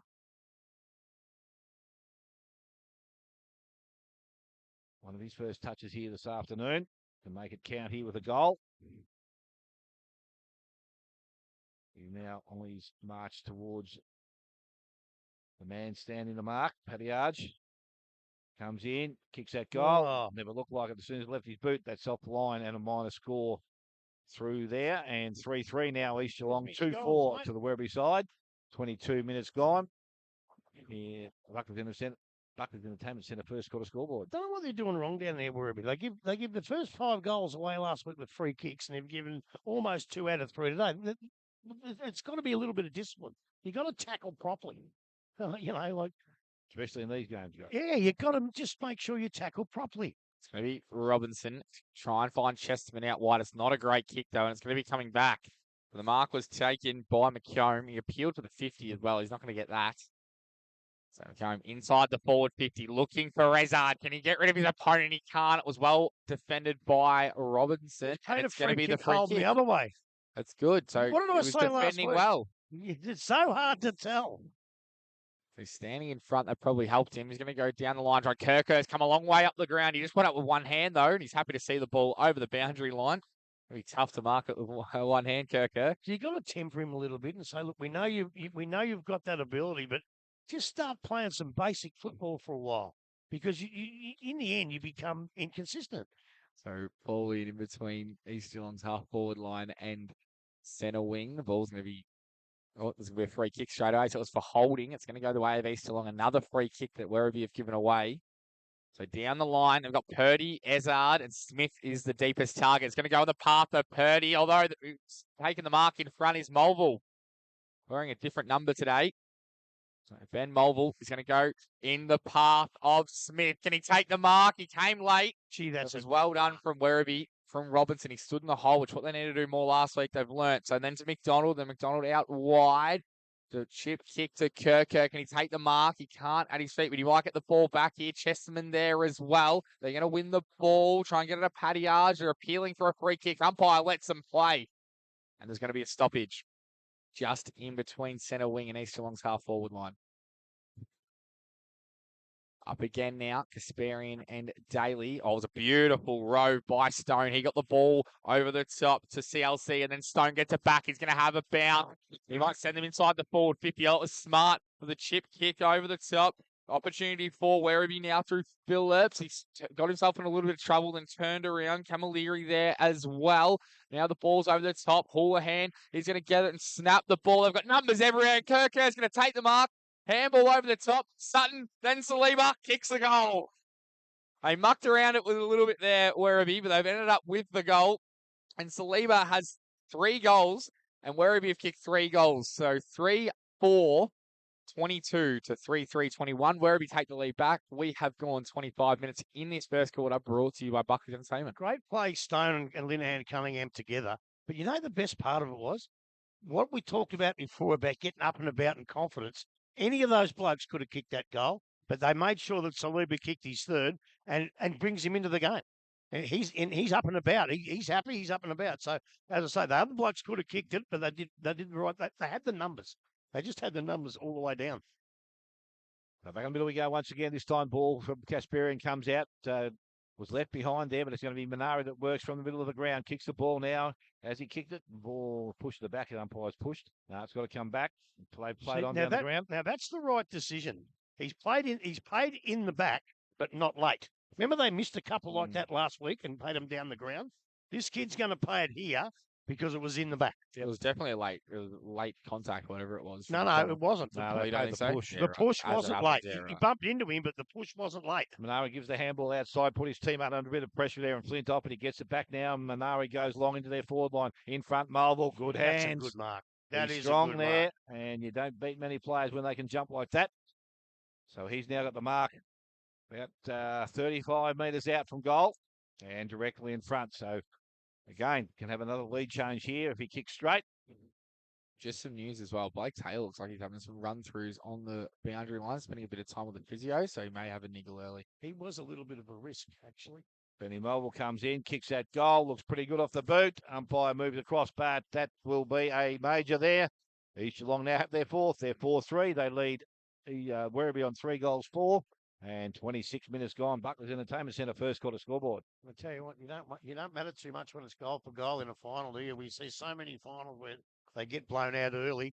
But as I say, without the wind, either way, both sides are playing pretty good footy, and you just can't knock back goal for goal in a final. And that was Benny Mulville. What a great mark that was. You said, Smitty, when he jumped, you don't beat a bloke with a jump like that. But I tell you what, you've got to have a decent pair of hands to go with it, and Benny's got that. Back in the middle now, Kasparian won his first tap, then won the second one over the top. Zach Smith's come right up to the ball. That was well done from Stevenson. Got the handball over the top. Now Paddy Daly's got a bit of a trouble. Oh, he gets the handball over the top. Was that holding the ball? Thought it was from CLC. Umpire says play on now. Paddy has it. This pressure from East Geelong is great. Comes in now. Tackle from Mulville. Now over the top. Stevenson's got some space. He's going to look up and kick out to the wing. Crennan's there. Can he take the mark? He can. He's going to turn back. He's got Camilleri inside. He's going to use him. The kick is good enough. Camilleri now is going to keep going on. He handsballs it forward again, and it was smothered. Oh, it was beautifully done from Austin Mulville. He took the ball with him. He's been caught with He's going to be holding the ball. Yep. It was actually Jude Payne, it was. Did he Who stop did then, that? though? Did he stop before the umpire's whistle? He might have. So anyway, inside the forward 50, trying to find Saliba. Big fish coming over the top. It was. Opportunity still now for Werribee. Crennan has it. He might send them inside the forward 50. Trying to find Chesterman. Couldn't quite. Chesterman's still trying to pick up the ball. He taps it on. Crennan's there. Is he going to give away the free kick for too high? Umpire says no. Can't be Lucky too prior high. opportunity. Well, I think he was sort of going down, but I think he did get him high. We saw Saliba get the umpire before by dropping his knees. So up again now. They might be holding, and their read is going to go the way of East Geelong off the ball. I think they should scrap that free kick. They should scrap it. They're both holding each other. It wasn't the ruck contest. No, he held So- him first. So the ball's going to go down the line now.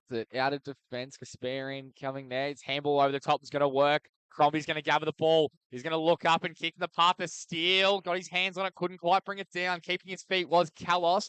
Now it's a 2-on-2 out wide. Also out there is, looks like could be Hoff. It is. Now they're going to win the ball back inside the forward 50. It's a foot race now. McDonald is down there and also Doyle. The ball keeps bouncing and bouncing. It's a minor score. So probably not the best option in the end for East Geelong. 3-4-22, Werribee to 4-4-28. East Geelong leading by a goal. We've gone 29 minutes in this first quarter. Brought to you by Buckley's Entertainment. McDonald brings the ball back into the back pocket, put his teammate in the Dorno under a bit of pressure. Handballs up over the top. Wants to go back and collect the ball again.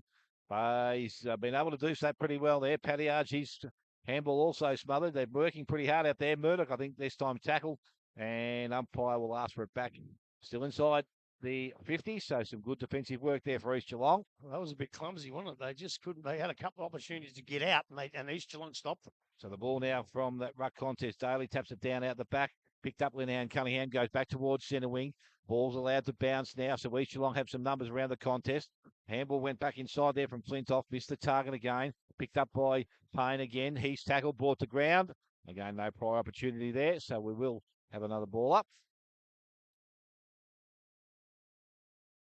I just need to keep their cool here. And that's what you should pay to. He took 2 steps, but there's still no prior. I agree with that. So the ball now from that ruck contest runs outside, picked up Crennan. That was smart outside. Whoa, Saliba did that pretty nicely. I don't know whether that was a throw in the old days. It would have been classified that. And it's a nice kick into the forward line. Ends up in the hands of Linehan Cunningham. He can just amble in towards goal, takes his time, kicks, and he has scored. No, I don't know if he has. Now, hang on. No, not by this. The umpire's given it. So he's got that right on the siren. Wow. I thought I heard the siren before he Well, I never even heard the siren. So there you go. So umpire has paid it, and that will square things up at quarter time. 4-4 Werribee, 4-4 East Geelong. Goal kicker Saliba has 3, and was that Bryce Linehan Cunningham to kick that? Yes. Yes, it was. Thank you. I think it might be 4-5, isn't it? No. No. Okay. This Well, scoreboard, wrong, this isn't it? scoreboard at the ground is wrong. It's They wrong. put a point to the wrong team. Right. Yeah, and Okay. goal kickers for the East Geelong side, Crombie, Smith, Steele, and Benny Mulville. We're going to take a short break. Come back with second quarter action just being not too far away. You're listening to 94.7 The Pulse, your home of local football.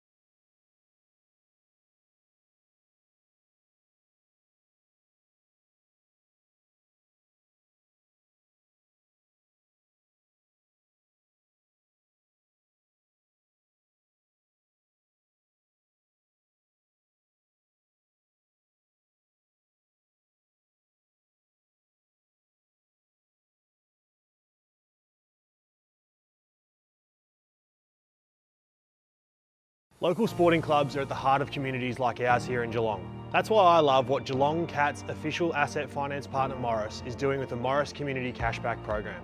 When you settle a loan with Morris and nominate a local sporting club, Morris gives $500 directly back to that club.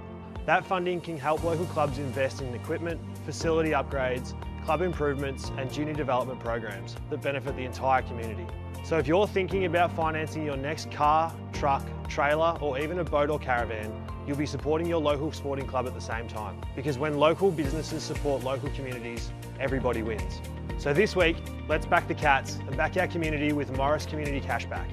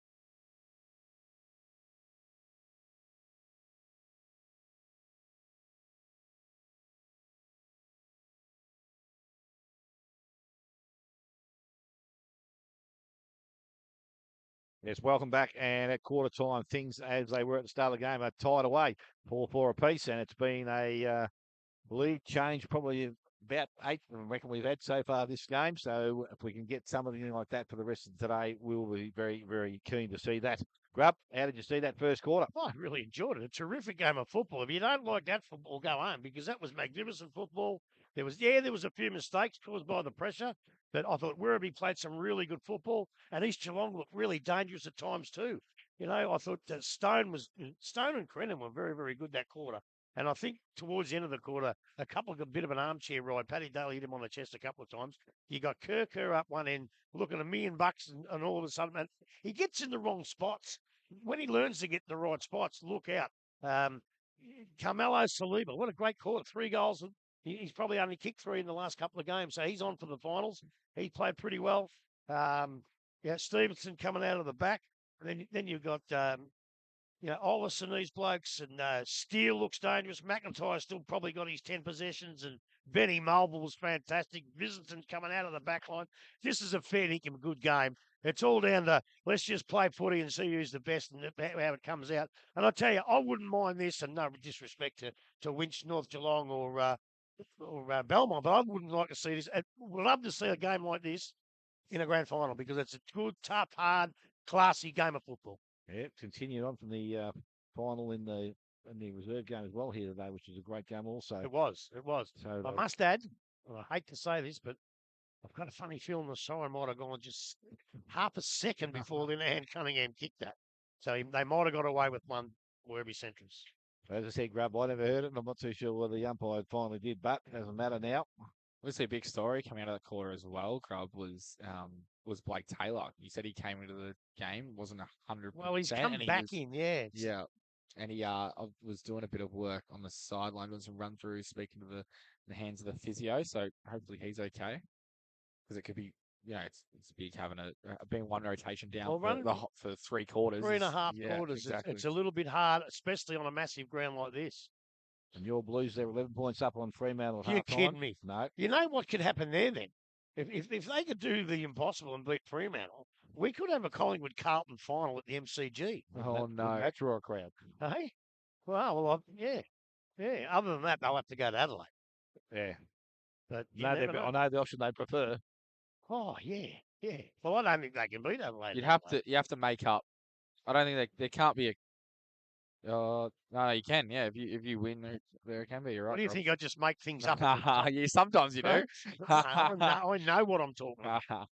Don't worry about that. Second quarter action here is not too far away. As I said, umpires now with ball in hand. And as far as I can see, spectators just the final 2 getting through the goal square gate, which will see this game started. Werribee people by the looks of them, Grub. It would be. Would be.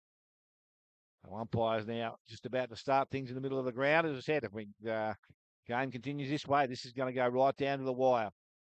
Ball now with the umpires thrown up in the middle of the ground. Ball Daly this time gets the tap down, went towards Carlton, but Mulville, he couldn't pick it up cleanly. Crombie had a go at it. He couldn't do it either. Stone was in there. They're all getting their hands on the ball, but no clear possession. Now it is picked up and cleared away there by Martin. Kicks long into their half-forward line. Mark Smith positioned himself nicely, got it to boot the ball, kicked it further afield, into the hands. Ezard put his hands up, had a fair grab at it. Ball come out finally, picked up Steele, looked for the handball back inside, went towards Minari. He ran past the ball. McDonald's back there to give some assistance, sits over the top of it, needs to be careful. Minari dives on top. Umpire will come in and call for a ball up. We actually played for the free kick in the back there, McDonald, and it wasn't there. Was it a mark from Ezard? I think I'd nearly pay it, yeah. He brought it pretty much all the way down. A bit stiff. They're doing the ruck work down there now. Daly again, ruck contest, picked up Stone, little kick out of the contest, goes towards their half-back line. Benny Mulville leads in the race for the ball, and now it must be just outside the 50 because it's been picked up. Mulville, the recipient of the free kick, quickly back into their forward line. Good kick, low and flat into the hands of Steele. Marks just inside field of play. Got a fair angle to work against him here, but he's got... Mate, he runs out there, and this is the sitter. Kicks around the body. That's why they should change the rules. That rule should be 5 metres, not 10. So Steele, as we said, has one for the afternoon for East Geelong. An opportunity here for his second. Spins around, kicks back towards goal. He likes it. Easy. Umpire said that is okay. They have the first of the second quarter in the bag. That's their 5-4. East Geelong 4-4. to Werribee, and we have gone just over 1 minute. Elders Insurance second quarter. They've made that goal from that boundary line so easy, right? And if you watch Steele, you can even watch it on the replay. If you watch Steele, he could have taken another 3 steps and kick it still, right? Because it's a 10-metre away. I reckon you change that to 5 metres because it's just an easy goal. And it never ever was. They were hard ones to kick. I think it was great football IQ as well. You could see Mulville letting the ball go out of bounds. They knew they were going to get the free kick. You see, that's deliberate. So ball back in the middle now. Crombie has it, couldn't quite. Daly's got one in the head, but it's not going to be his free kick. Crombie's going to win the ball out of the middle from a free kick. It's not a great kick in the path of Smith. Smith trying to turn his opponent inside out. He does it pretty well usually, and then gets the handball forward to Minari. Minari's going to run to 40, handball over the top. Ezard, can he kick the goal? He can! Caleb Ezard steadies and extends their lead in this second quarter. They're up by 2 goals now. 4-4-28 to 6-4-40, and we have gone just 2 minutes in this second quarter brought to Elders Insurance. This is a bit of bad luck, Maxie Ryan. He had Smith beating the right side, and he got the ball bounced back to him. But, yeah, Ezard was always going to kick that goal. He knows how to bring him back, and he brought it back beautifully. I don't know what happened in the centre. Big Paddy got whacked in the head, and the free kick went the other against way. him, yeah. I think there might have been one before that, because you couldn't play it against Daly. He's the one that got hit in the head. So back in the middle once again. Ball to be thrown up by the umpire. Ruckman at it this time again. Daly maybe down to Carlton. Went towards Stone. He couldn't take it clean. He went back and collected it. Now he gets out of the contest. Camilleri went back to Daly. Missed the target. Carlton's there to support once again. They're having plenty of handballs in the middle. Adorno ends up with it. Kicks out towards the half-forward line. Chesterman couldn't finish the mark off. And it's been taken out. Paddy Wilson back on the track by the looks of things. So good to see him back on the park. I think Chesterman possibly should have did all the hard work and couldn't quite hold on to it. The ball up on the point of the centre square. Daly again taps the ball out the back. Went on quick work there. Strong tackle, Crennan. Ball goes back to the umpire. Emerging with the ball is Martin of East Geelong. So again, another throw will take place. Kasperian this time gets the ball down. Camilleri gets the handball back inside. Stevenson running through the middle into the hands of Phillips through centre half forward. Looks up, goes short. That's a good kick, good finish. And it will be in the hands of Houlihan now to kick a goal and close the margin back to 6 points. Well, by all reports, you would have thought he would have kept running and went big bang and blaze for goal, but Phillips, he used his brains there. He kicked it to a bloke on his own. That was a good kick. They got the scoreboard wrong again up there. Have they? Yeah, it's 4-4 to 6-4. Yeah. Jeez, we need Dooley back. He's on holidays, Dooley. Jeez, Dooley. So Brandon Houlihan comes in, 20 out, straight in front, kicks that goal, and that is over the umpire's head also. So 3 straight kicks, and the margin now 1 goal, and it's Werribee Central's 5-4. East Geelong leading on 6 goals for 4 minutes gone. Elders Insurance second quarter. You got to love good football, don't you? The pressure in the middle of that ground. I think you said in the call that Werribee had 3 or 4 handballs. They had to have them handballs to get it out because of the pressure that East Geelong were putting on them. And I think they've had it a little bit easier during the year where they just, mosey out of the centre. We ain't going to mosey out of the centre with East Geelong on the ball because they are putting the same pressure on them today as they put on them last week. Umpire balls it up in the centre now. McIntyre running after it, couldn't quite get there. Minari's had a good game so far. He's going to handball back now. Kick forward from the half-backman. Goes into the path of Smith. Smith turns his player inside out. He so often does. Keeps the ball going along. Now Ezard and Robinson are there. Adorno with a tackle on Smith. He's down on the ground. Hopefully to the right. Ezard has a flying shot. And back there looked like Kalos was happy to see the ball over the goal line. So it's a bit of a wasted opportunity. Well, I wasn't that happy because he should have marked it. Yeah. So Kalos trying to score. So 5-4, 34, 6-5-41 now. 7 points the margin. Ball comes out. It's a good kick in the end. Camilleri hasn't had a lot of the ball so far. He's going to go inside. Ezard, big hit. Wasn't late enough though. For 50-metre penalty. No. You got to put the pressure on him. That's fine. Stevenson, the mark. He's going to. He hurt himself. Yeah, Ezard. It looks like Ezard is a little bit hurt. It could be a big story. Coming out of it. He finds Stone in the middle. Stone's going to try going inside forward 50 in the path of Kirk. Saliba's there as well. Monahan on Saliba. That's holding the ball. He is. He couldn't get the handball out. Saliba has it now. He's got his tail up. He's kicked 3. And Werribee have kicked 5. And I'll tell you what, he's going to have an opportunity to kick his 4th here. Has he got the journey from No, here, Grub? he's not a long kick, no. Because that looks like he'd have to kick at 55 from there. Well, he won't be kicking at 55, I can tell you. I don't think he's at 55, is it? Yeah, I reckon Steele might be, or whoever's standing in the mark. Carlos Taylor runs the arcs, he try and get more distance. It didn't get anywhere close to what he needed to. Might have been smothered a little bit off the boot now. Big Fist comes out of the defensive 50, trying to go over the ball. Was Flintoff, couldn't quite. Now, where's that Werribee, free good kick? pressure. McIntyre there as well. Got the ball. McDonald from 50, kicks in the path of Kerr. Big fly, couldn't quite. Good defense. Saliba there as well. He's got 3. Can he kick his 4th? There's a free kick. Banning. Which way is it going? It's going the way of Banning. So East Geelong defending gallantly. They're going to go across goals. Vicington has the ball now. He looks at his options further afield. He's got one in the pocket. He's going to work the ball around. They do this pretty well, East Geelong. And keep working up. Find Flintoff again. So he has one further afield, which is Martin. He wants to use him. He's going to go further afield to true centre wing. Stevenson roving back of the pack. Kalos was there as well, but the ball just slipped out of his hands. He'll have a ball in far side of the ground, true centre wing. The wind hasn't played too much of a factor in this game so far. No, none at all. The ball back in now. Daly, Kasparian. Daly won that ball down. It was beautifully roved on that occasion. Coming through, Carlton, and then got to McDonald down the line. Ooh, no, it was BLC on that occasion. Handball, missed Chesterman. Still got some time. McDonald, he's had a good quarter. Back to Carlton. Ball bounces out of his reach, though. Now the ball's going to be kicked forward. Doyle has it. He's going to look up, try and kick in the path. Wasn't favoured to Ezard. Steal there as well. It's a good tackle by Ezard. We'll have a stoppage inside the forward 50. I think Doyle just panicked a little bit there, Grub. He had more time than probably he thought. He probably did, but the one earlier, one bad handball, gets the ball the other way. So back in now. It was well roved by Stone. He's had a good first half. Ball comes out now. Stevens, beautiful tackle coming the other way. Just epitomises how East Geelong play their football. It was actually too good a tackle. Because you don't get a free kick out of it. Was it Vicington? Yep.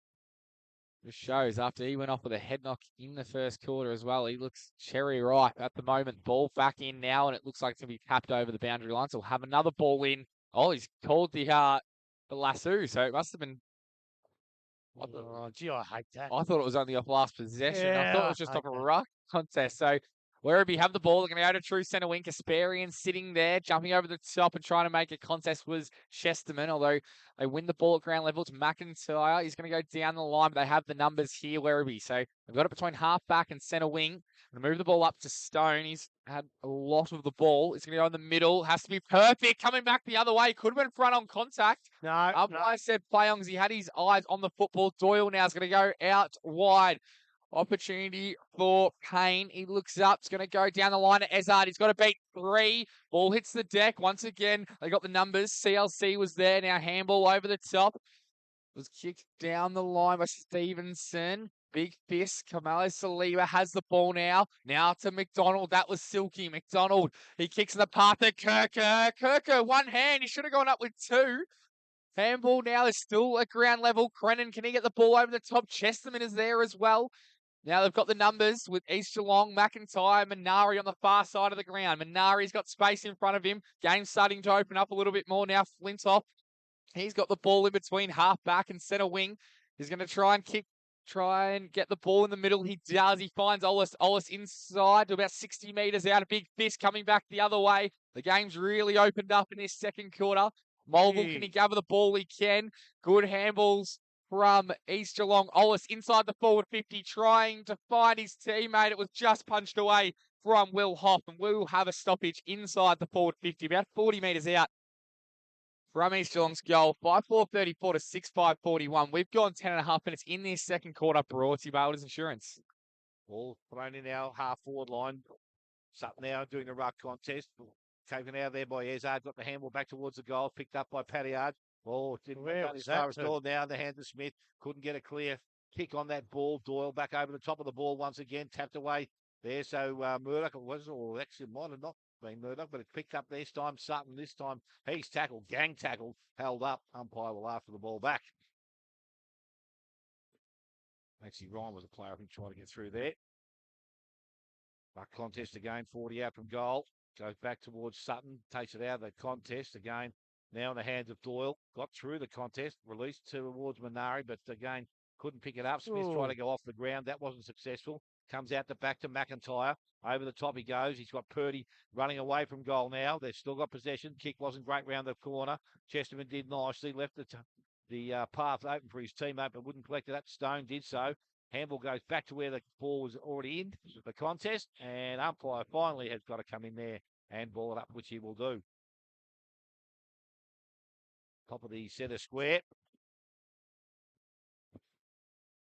So East Geelong's attacking side, but ball from Sutton's taken cleanly out of the ruck contest. Kicks out towards centre wing. Dixon couldn't pick it up, but Dixon does. Little kick into the half forward line. Goes outside looking for Minari. The first to arrive, Stevenson. Tips the ball in front of himself. Now it's picked up. It's going to be turned around. It's in the hands. Goes back to Minari. Kicks into their forward line. And Doyle decides to punch the ball over the boundary line. So you're allowed to do that.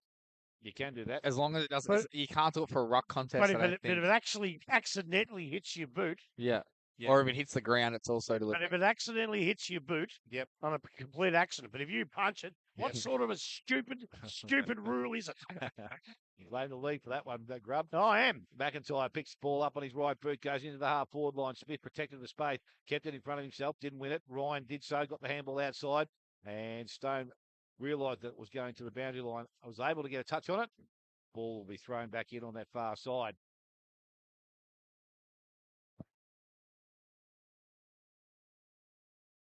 Going to be thrown back in, as I said, just on the 50-metre arc. Buckman, Mulville, the first there, but he missed it. Picked up by Carlton, got boot the ball towards centre wing. Bissett in the right space, has taken the mark and can transfer play. He's got almost this side of the ground if he wants him, but he decides to go long and back into the half forward line. Kick wasn't great, but it's hit Mulville pretty well on the in the hands. He goes long now into their forward line. Another great kick. Oh, he has plucked that out of the air, and that is a great mark. 15 metres out, directly in front of goal. So he can go back and look at his second here this afternoon and put the 7th on the board for East Geelong. Well, in the one-on-ones, Robinson's done really, really well on him. What the hell can you do about that? Not much. You're in the right spot. You've almost got ahead of the ball, and then Ezard pulls that out of the bag. You can't stop that. You can't stop brilliance like that. So Caleb Ezard, as you said, is only 15 metres out. He's gone back a bit further than that to kick the goal. So he can put the 7th on the board, as we said, for East Geelong, and he's second for himself. Comes in, kicks that goal. He likes it off the boot. Umpire agrees. It's now East Geelong 7-5. Werribee Central's there, 5 goals for, and we have gone 14 minutes, Elders Insurance, second quarter. And then finishes it off where he kicks the hell out of it. Not a little chip shot, not a little stab at it because I'm not far out. Kick through the ball like you're taught, and the umpire never moved. And as I say, you can stop him now and again. You can try and restrict him. But boy, geez, when he does something like that, there's nothing you can He was do about it. completely out of position, and Robinson was in the right position, and he did well to jump over him, basically. How he got that hand back to hold that ball in is beyond me. Absolutely beyond Question for you, Grub. Does Kirk have a shoulder or something injury? Because every time he goes up, he seems to go up. me. Well, he tries to do what Ezard just done. And sometimes he doesn't. But as I said, go back to basic football, son. So back in the middle now. Ball was won out by Daly, although we're going to have another stoppage straight away.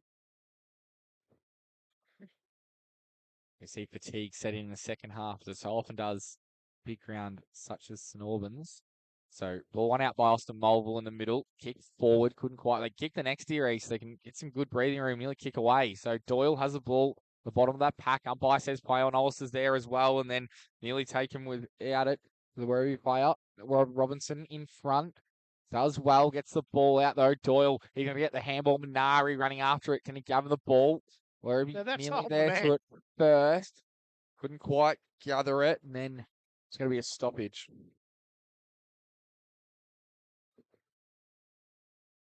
So, umpire has ball in hand now, just in between, about 60 metres out from goal.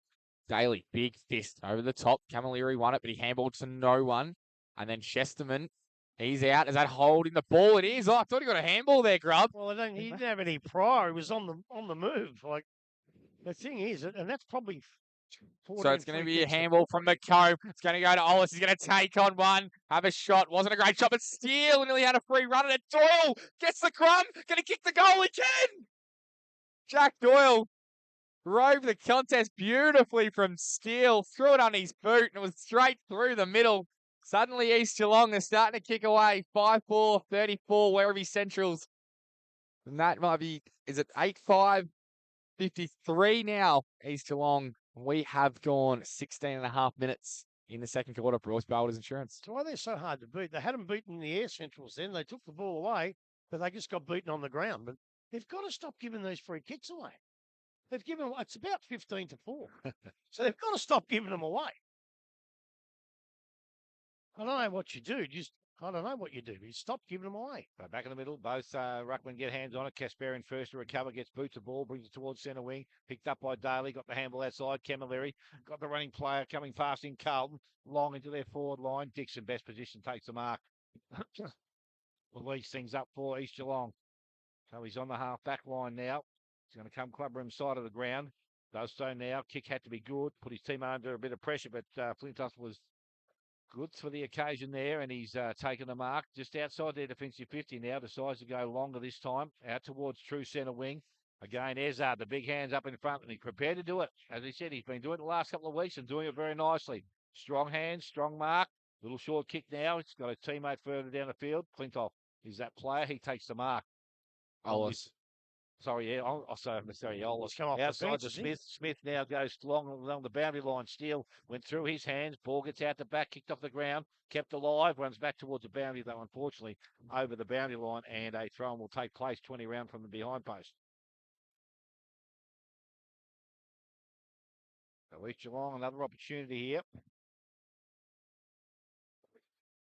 Ball thrown in from that forward pocket. Again, Daly had his hand over the shoulder, would have thought there, but ball Smith taps it back to the boundary line, picked up, kicked back towards the goal square, got some good distance, goes across the face of goal. Purdy has it, wants to play on, ball comes out in the tackle. Umpire said that has done the case. And 50, and 50. Should have been. It's got to be 50. Well, Paddyard Didn't come behind his mark. Yeah, got to start afresh. You've got to hand the ball back on the full. You can't do that. So Paddyard's now from the back pocket. He's going to kick short. Adorno takes the mark.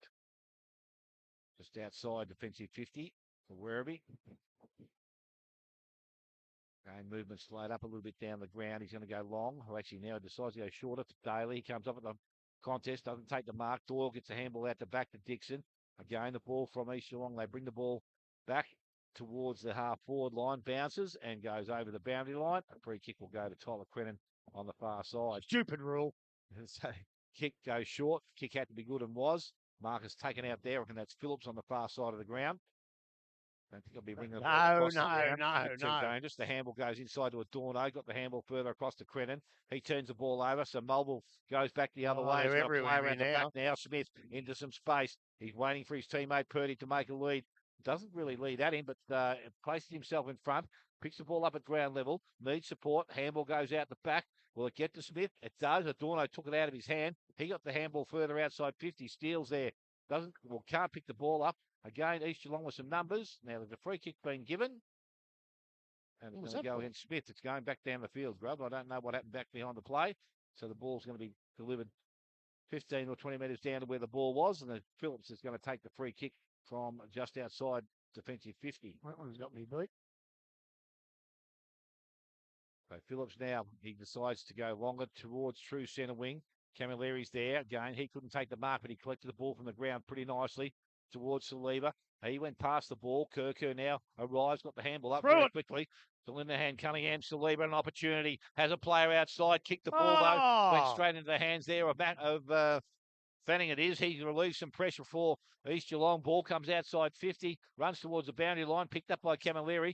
He tried to get the ball away, but East Geelong with some numbers around the contest. McIntyre, the first to arrive, kicks up over the top. Mulville got a bad bounce. Arriving there was Stone, is it? Or Linehan Cunningham? Can't see the runners standing right in the vision there. Can you say that? Yeah, I think it was Stone. That's right. So now A ball is going to be a boundary throw in or a ball up on the far side of the ground, centre wing. So it's 5-4 Werribee Centrals, 8-5 to East Geelong, and we have gone 21 minutes. Elders Insurance second quarter. Ball up again now in between centre wing and half forward for East Geelong, although it's going to be Werribee to win the ball forward now. They're going to go for, but just not playing in front was Kirker. He didn't read it too well in the air. And Dixon bad kick, Tyler. was back in the middle now. That's a better kick from East Geelong, and they find Payne. Payne has the ball now. He's going to make the right decision, go out wide. Sutton could get to this. He does, but Fanning takes a good mark. Gee, good strong hands, Jaden. Probably not the best option that occasion by Payne, but it was good enough in the end. Now That's that's a a terrible bad option. kick in the middle of the ground. Mulville makes it look Well better done. than it was, though. Ezra's the big ball, the target up forward, couldn't quite get there. Robinson's tackled by Doyle. Umpire says play on. They're letting it go a bit here. Kasparian trying to win the ball on ground level and then dragging it in. Is the umpire going to pay that? He might. No. He doesn't. So there's going to be a stoppage 45 metres out from the Echelon goal. He picked it up, but he didn't actually lay on top of it. And until they do that, the umpires usually just ball it up. As Daly was the player in question versus Kasparian. Daly wins his own clearance and then kicks the ball forward.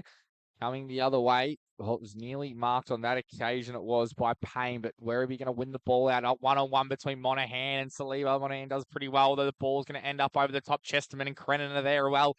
Ola's trying to come in. He's going to win the ball out. Crennan's over here and then kicked forward from Monahan.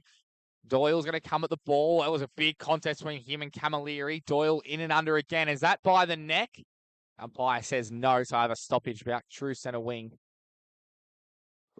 Some good quality football here, Rob. Yeah, it is. It is. It's good to watch. The sun shines on St Albans Reserves. Ball comes over the top now. Oh, watch out. Manara's coming the other way. Camilleri, though, is going to run to 70. Chip over the top. Saliba! Yes, takes the mark. Camelo Saliba has kicked 3 today. 3 of Werribee's 5. Well, that's not an easy kick for him either. He'll have an opportunity to go back. Tough angle. Up against the boundary line, about 40 metres out. So you'd say he's got the distance of this one more confidently than the last.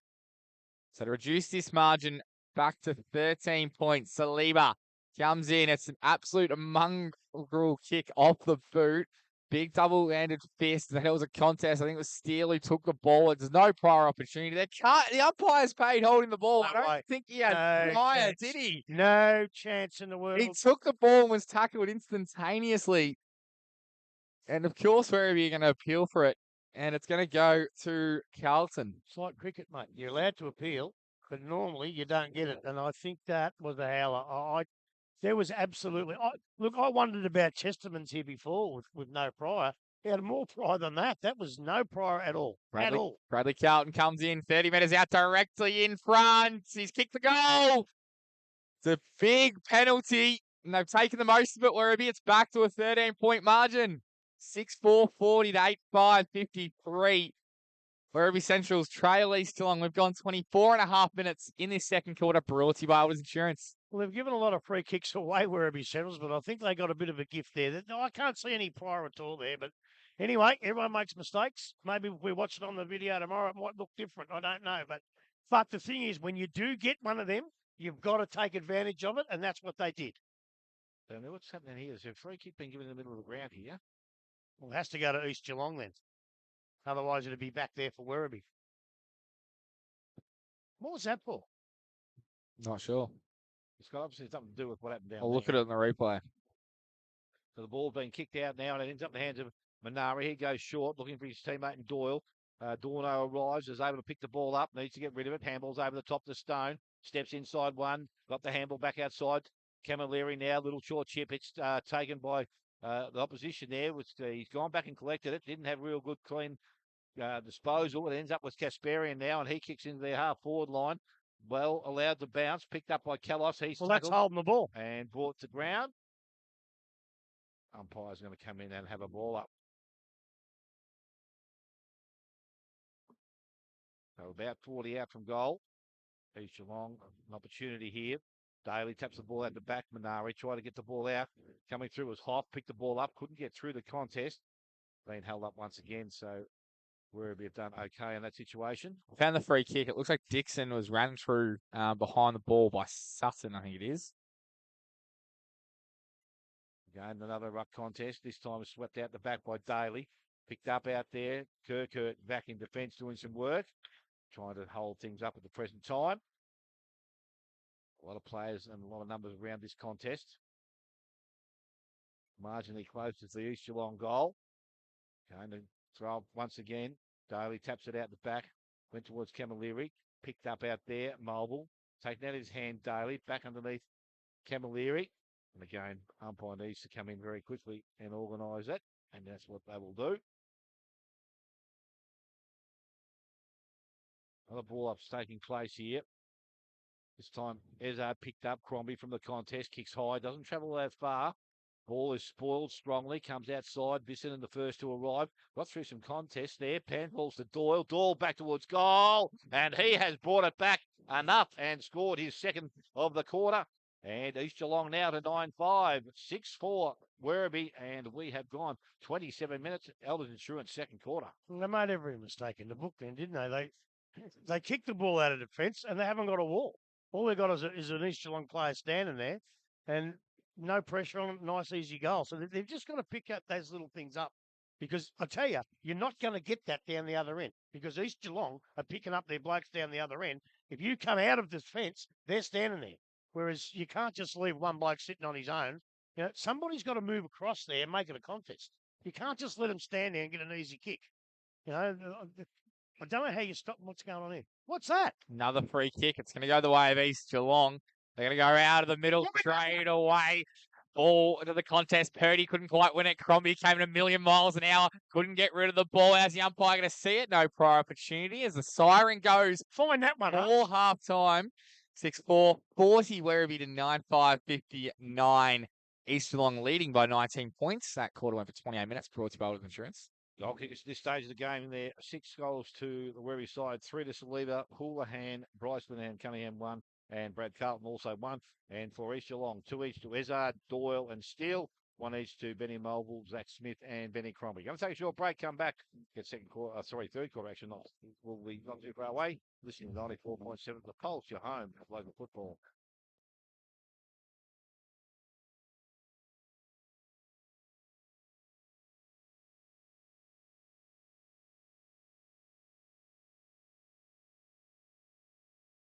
Local sporting clubs are at the heart of communities like ours here in Geelong. That's why I love what Geelong Cats official asset finance partner Morris is doing with the Morris Community Cashback Program. When you settle a loan with Morris and nominate a local sporting club, Morris gives $500 directly back to that club. That funding can help local clubs invest in equipment, facility upgrades, club improvements and junior development programs that benefit the entire community. So if you're thinking about financing your next car, truck, trailer or even a boat or caravan, you'll be supporting your local sporting club at the same time. Because when local businesses support local communities, everybody wins. So this week, let's back the Cats and back our community with Morris Community Cashback.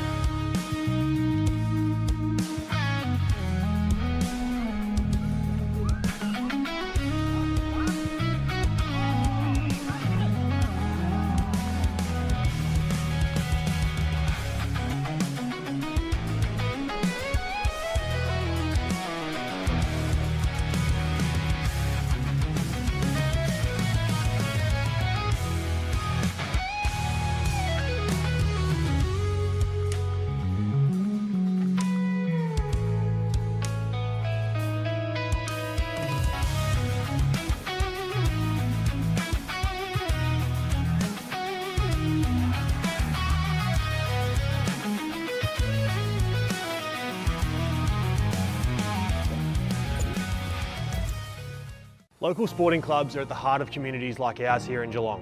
That's why I love what Geelong Cats official asset finance partner Morris is doing with the Morris Community Cashback Program. When you settle a loan with Morris and nominate a local sporting club, Morris gives $500 directly back to that club.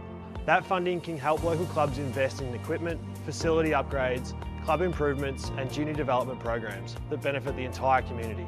So if you're thinking about financing your next car, truck, trailer or even a boat or caravan, you'll be supporting your local sporting club at the same time. Because when local businesses support local communities, everybody wins.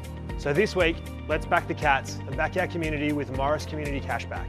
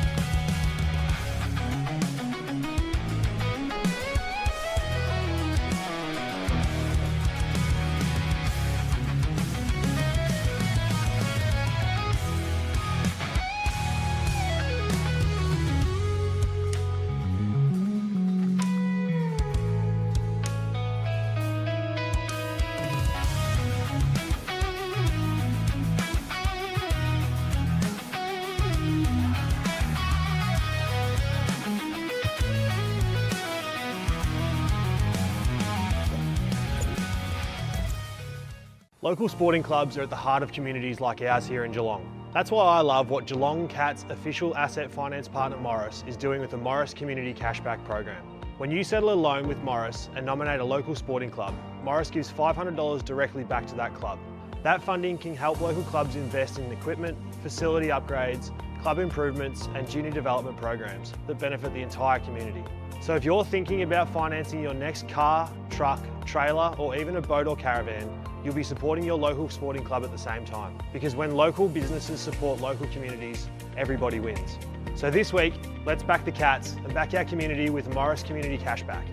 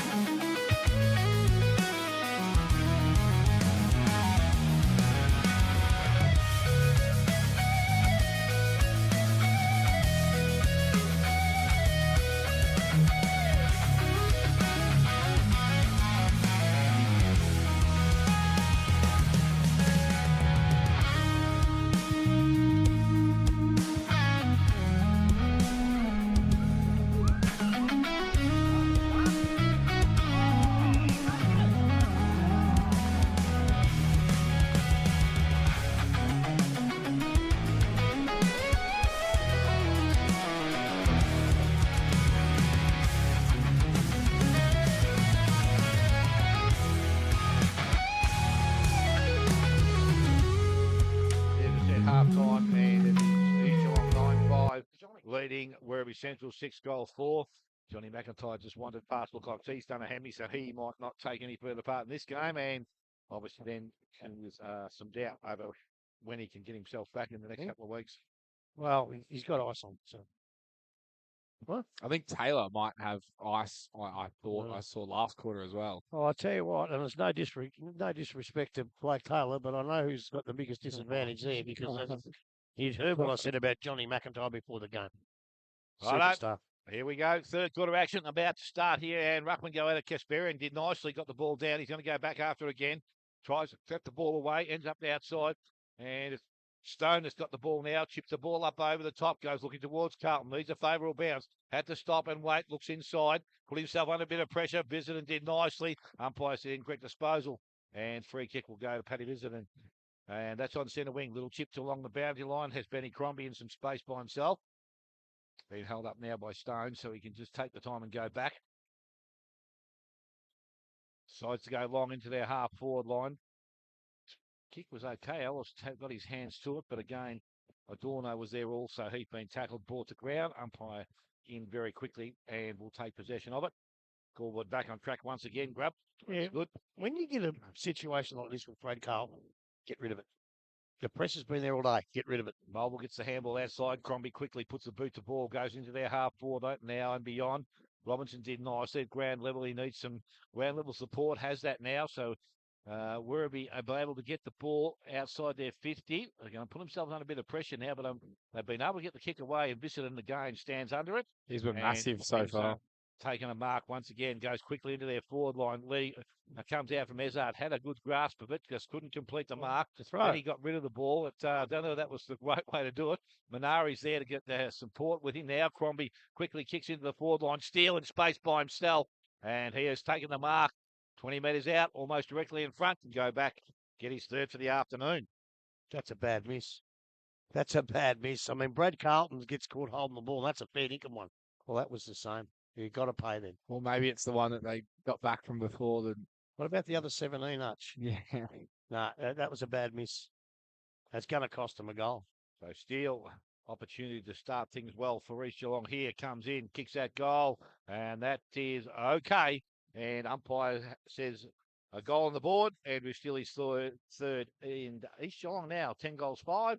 Lead Werribee 6-4. That has taken just over 1.5 minutes.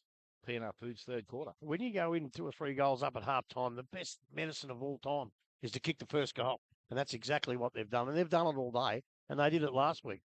But are they enough in front? If they get that far in front, can Werribee mount that comeback again? I don't think so.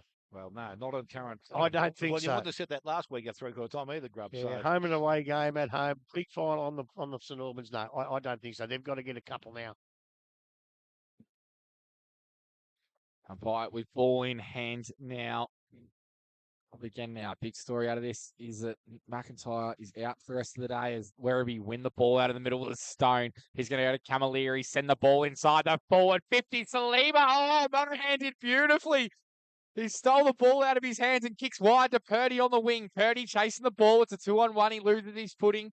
They've got the numbers here. They're going to go back in board. Umpire's called play on. Hasn't gone far enough. So Pat Daly's got to go quickly. Camilleri has the ball again. In the middle of the ground. He's going to send Werribee inside the forward 50. Going back. Vissenton.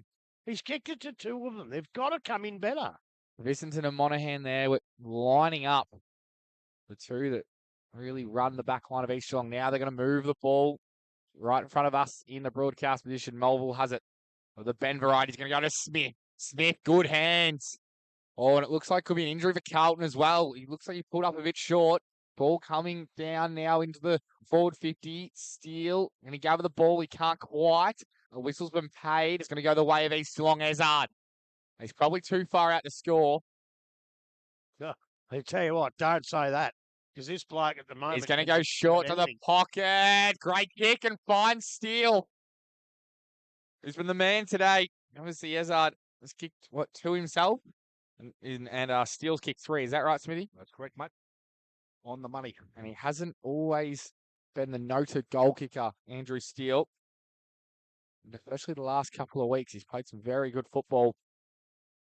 Probably that number 2 when Zach Smith was out. Ezard had to be that number 1.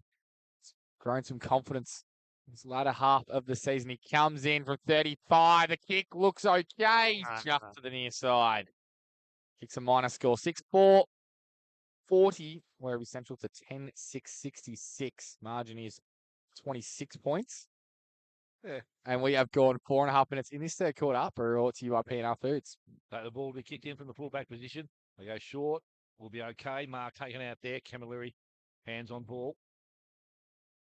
Back pocket now needs to transfer play. Steps around one on the mark. Did that pretty nicely. Handball's outside now. Paddy Yard's got the handball back inside. They're going to put themselves under pressure shortly. Stone needs to get rid of the ball and does so. Puts boot the ball. Clears the ball out towards centre wing. Sutton up over the top. And that was a good take. And Mark, handball goes outside. Running player. And the ball into the half-forward line. Linehan Cunningham has got the ball. Saliba's asking for the ball to be kicked out in front. Chesterman has it. Now just needs a favourable bounce. Ball goes towards Crennan. Got the handball back inside. Chesterman quickly got boot. And ball. And that is a goal. He's got his first of the afternoon and a much-needed goal for the Werribee side. They're now 7-4. Trailing each Geelong 10-6. And 5 minutes gone. P&R Foods third quarter. Well, they moved the ball pretty well again. But again, they went into the forward line not very well and just got a little bit lucky with a couple of bounces there. I know there's a few blokes down there who reckon that wasn't a goal. They reckon they touched it somehow. But obviously the goal umpire and the field umpire said they didn't. But as I say, they still didn't go in well, but they got a couple of lucky bounces and good play by Chesterman and a nice goal. And that's just a return goal. Now they've got to do what we say every week. They've got to get a couple in a row now. Otherwise, they're in trouble. So back in the middle now. Kasparian wins the ball over the top. Hits the deck. Stone did well to get the handball out. Now Crennan sees the ball forward, but going back, Bissington turns the ball over. Has quite a bit this game, Crennan. Now they're going to go down the line, Bissington. It's a good enough kick to find Ollis. The ball bounces up for him. It does now. He's got some time and space. He's going to use Payne inboard. He's at centre wing. He's going to send it inside the forward 50. It was Purdy who stayed down. Ball didn't bounce exactly where he wanted it to. Now he's going to run after it. Werribee trying to gather the ball. Now inboard. Is that holding the ball? Umpire says play on. Stone kicks now down the line. That was pushing the back. Has the umpire seen it? He has. I hope so. One of the more obvious ones. Jack Hill, the blind miner, did. So, so it was Darcy Martin who pushed his opponent in the back. So far side, centre wing, kicked down the line for Werribee. That was a push in the back as well. Maybe umpire says play on, trying to run after it. It was BLC, but the ball beats all comers. So we'll have a stoppage in between centre wing and half forward. I'm going to change tact a little bit. They're coming in and we're saying not going in well. They've got Chesterman and Houlihan up forward. Where's Linehan, Cunningham and the big blokes? They've got no one there. The ball comes in now. Sutton grabs the ball out of the ruck and then kicks it on the boot. It's into the path of CLC, but the ball's going to beat him. We'll have a stoppage 30 metres out from the Werribee goal. So he's having a rest down forward. I think they've got to change that. Like, there's no one to kick it to. They've got to lead a little bit better. It's been a good one-on-one battle all day between Saliba and Monaghan. They're both in the square at the moment. Ball back in now. Chesterman jumps on the East Geelong player. We'll have another stoppage 30 metres out from the Werribee goal. 7-4 plays 10-6 here. East Geelong leading 20 points. Ball back in now. Camilleri kept it in. Bissington, he throws the ball on the boot. Doesn't really look where it goes. Oh, going back with a flight. It was nearly a great mark by Payne. Couldn't quite bring the ball down, though. Now there's another handball forward.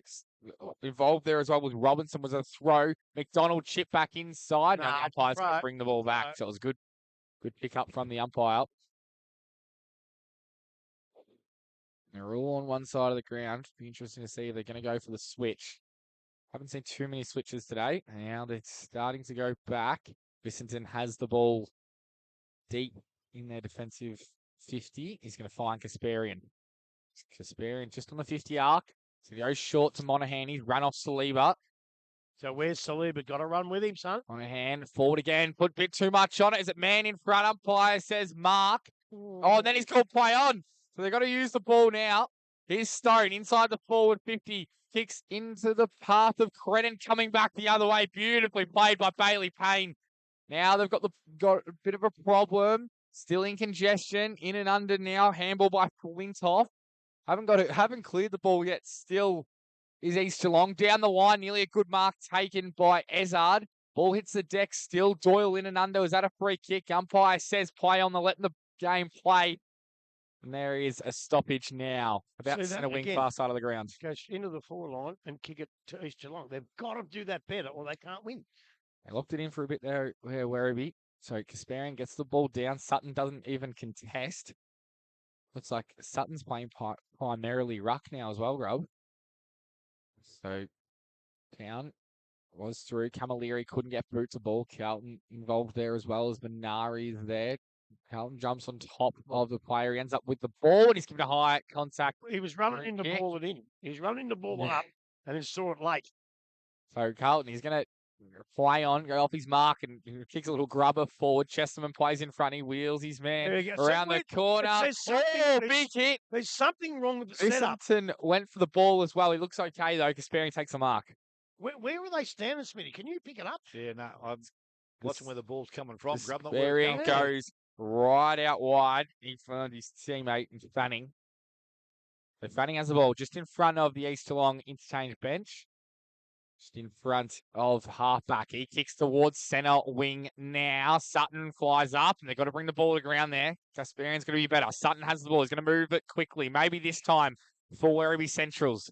Brennan has it. He's about 70 metres out from goal. He's going to kick into the path. Oh, look at the space that McDonald has. He takes the mark and he's going to stop. He had to. Beautiful kick from Crennan. So there's a bloke with forward craft. Yeah. And he's playing on wings. Yeah. And luckily at that stage, he had the space to run into. But I think you're right. I think he's got to go forward and create some structure down there. Looks like he got lost in transition because Monaghan was playing on Saliba down back and Ollis was up on McDonald. So McDonald's come from the wing. Yeah, so someone hasn't followed him up. Yeah. It was a great kick from Crennan in the end. So McDonald, really important kick in this game to bring it back to 14 points. He comes in for 35 metres directly in front. It's not a good kick off the boot. And it ends up being out of bounds on the full. Can you believe that, Grub? No, not really. Shocker. So I don't think much conditions would have had. I don't think the conditions would have had much to say about that either. Not a great kick. So they're going to go to Crombie and then Vicenton, who's had a very good game. Oh, Monaghan's dropped the ball on the outer side, but it makes him play on. Inadvertently, that helped. He's going to go down the line, look for Purdy. He may have kicked it out of bounds. He has. So they're going to bring the ball back. So 7-4-46. That plays 10-6-66. We've gone 11 and a half minutes this third quarter. Brought to you by P&R Foods. So the ball on centre wing, far side of the ground. We said Werribee now in possession of it from that kick that went over the boundary line. So they bring the ball back now towards the half-forward line, out in front. Mark not taken there. Big Smith going back the other way. It's going to be cleaned up again. So they're going to have another opportunity here. Carlton picks the ball up, handballs over the top. They've got it outside to Phillips. Phillips now stepped back inside, wanted to give the handball, does so. Into the hands of Houlihan. Off a step, goes towards goal. That is a better finish. And he has got his second of the afternoon. And the 8th for Werribee. They're 8-4 now. East Geelong on 10 goals, 6. 12 minutes gone. P&R Foods, third quarter. Well, he's not a prolific gatherer of the ball, Houlihan. We've seen that this year, but boy, he's a good kick for goal, whether it be on the run like that or a set shot. And that's what they needed to do. They need to get a couple in a row. Obviously, another one would be pretty handy. But, yeah, look, the setup, I don't know what you do because it took a wingman to come down to get a shot for goal. They've just got to have someone stand in the middle there because so many times they kick it and they kick it to the opposition. And there's two of them there a lot of the time, Smithy. Back in the middle once again. Ball to be thrown up here. This time we've got Daly back on the ball, but Mulville's there. Gulliver. Crennan gets the handball over the top. Yeah, ball goes now. That could be down the field. Well, it was late, but no, umpire's allowed it to go on. Adorno comes at the ball. He's tackled by Ollis. He's brought to ground. He needs to get the ball out because the umpire hasn't blown the whistle. But now he does, asking for a ball up to take place. Again, still inside the centre square. Proceeded towards the centre half forward position. Werribee now with some work to do. Doyle did nicely, cleaned up there into the hands of Mulville. At the back he goes, visited once again. Dropped the first ball, but had plenty of time to go into the forward line. That's a good-looking kick, and the mark has been taken out there. Bailey's got Crombie, a bit of a size mismatch there. Don't know whether he'd taken on the big fella. Wasn't much in it other than a bit of a shove. It was a bump. Yeah. It was no stupid. But it was a bit silly. It was a bit late, but there was no elbow, no nothing. The bloke gets up, and then you attack a giant. You don't attack a giant. although he hasn't got that in him. He wouldn't hurt you. Well, there's no way he'd hurt Benny Crombie. He'd put him in a headlock and rub his head and say, "Good on you, little fella," and away you go. He's that type of bloke. So Steele now with an opportunity to kick for goal once again. Loads up, goes long. Got plenty of height. It's going to land in the square. Oh, it's going to hit the top of the post, actually. And Steele has 3 goals, 2 for the afternoon. 10-7 now, East Geelong. They lead Werribee on 8 goals, 4. 14 minutes gone, Pino Foods, third quarter. He's missed his last 2 opportunities now, hasn't he, Steele? Yeah. Who's nearly right away. So they're going to play on now in the back line. Dorno has the ball. Smith mans the mark. They go wide to Stone, who I think's been Werribee's best. Do you agree with that, Crub? Oh, he was early. Stone has the ball. He's going to go towards the wing. Big fly. Oh, Kirko went a bit early. It has he's to be a pushed him free in the back. kick. It is. He's probably didn't have to do that. No, he didn't. And I He's think also hurt. It looks like Crennan, who's punching the ground. Anyway, ball, Steele has it now, further up the field. Crombie, he's going to, nearly late hit from Chesterman. He stopped himself, though, and then coming through, Doyle couldn't quite gather the ball. Also there is Ben Mulville. Now they're going to figure it out of the boundary line. Crombie, he couldn't kick it from there. Snaps back. He's missed by a long way. Well, you were right. He couldn't kick it. Neither could just about anyone. But So 8-4, 52 to 10-7, 67 with 15 minutes gone. They're going to go far side of the ground now. Werribee ends up with McDonald, who's trying to take on his player, and he does, and has to use his other boot.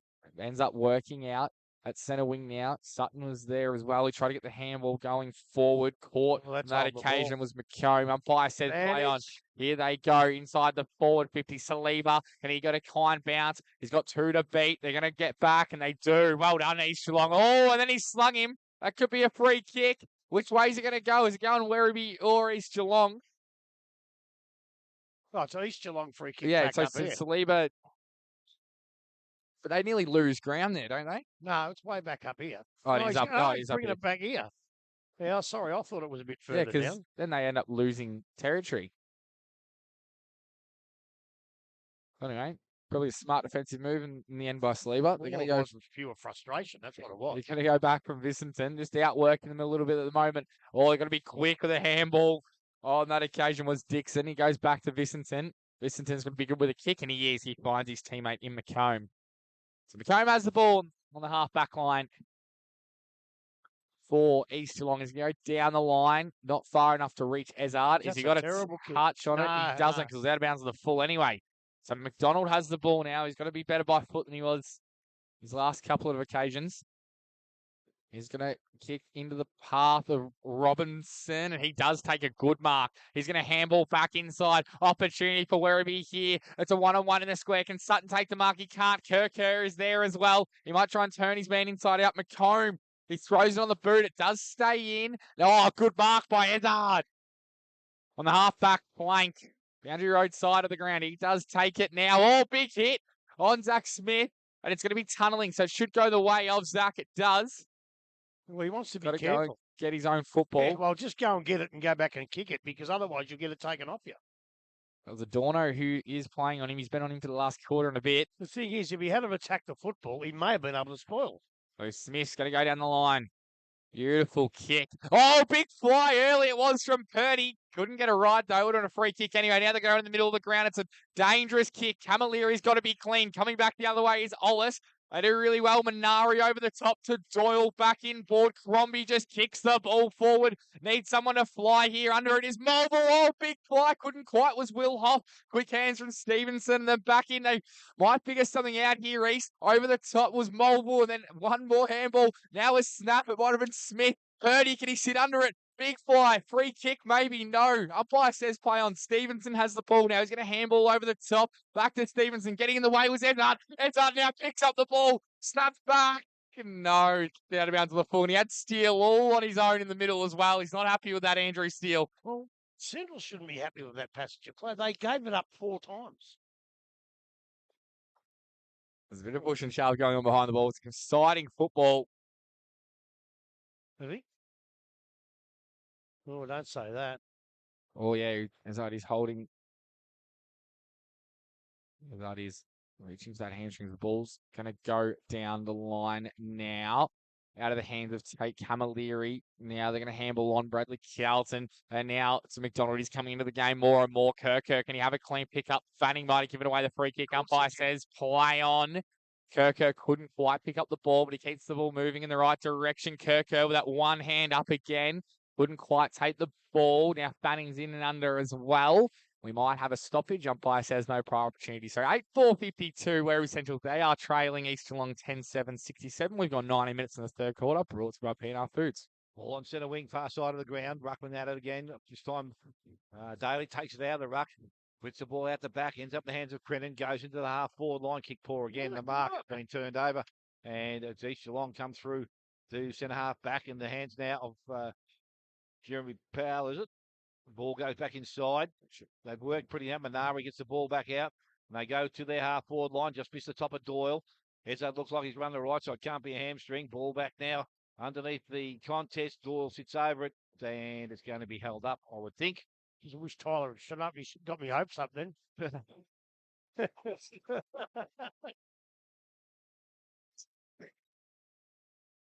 Another ruck contest just inside the centre square. Ruck contest again. Daly this time out the back. Went towards Adorno. He couldn't take it cleanly. Picked up again. Doyle got through the contest. Handball outside. Didn't get to where he wanted to be, and that was to Benny Crombie. He's gone back after it once again. Umpire has come back in and will try and take possession of the ball. Again, another opportunity here for both ruckmen. And this will be able to clear the contest here at the present time. This time Casper in a good tap away. Pattyarge handballs out the back, goes as far as Camilleri. Steps and looks inside. Good spoil there. Dixon travels the ball back to the middle of the ground. Picked up outside. Ollis ends up with it. Wants to go on his left hand. Does so. Into Mulville. Mulville step off a step. Goes long to the goal square. Ball not taken down there at ground level. Handball comes out the back. Half round the body. Half round the body. He has kicked the goal. His first of the afternoon. The 11th for East Geelong. 11-7 now. 8 goals, 4 to Werribee, and we have gone 21 minutes P&R Foods, third quarter. It's pretty hard to win a game when you go into the forward line 15 times and not score.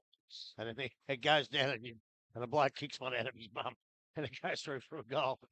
You sort of start to think, gee, is this our day? But again, they just keep going into the forward line and kicking it down the defender's throat. And if they keep doing that, you can't win a game of football. And I'll tell you another thing about Kirker, why he goes one-handed. He gets himself in the wrong position and then has to jump. Yeah. And as you know, you can jump higher with one arm than you can straight up. And that's what happens to him. Yeah. That time was no different, but it wasn't a mark. He just had to go. But, yeah, he's got to learn to get himself in the right position so he can go with both hands. How good was Steele as well to keep that ball in, handball it backwards, and then create the opportunity Well, I've got no idea because I can't see.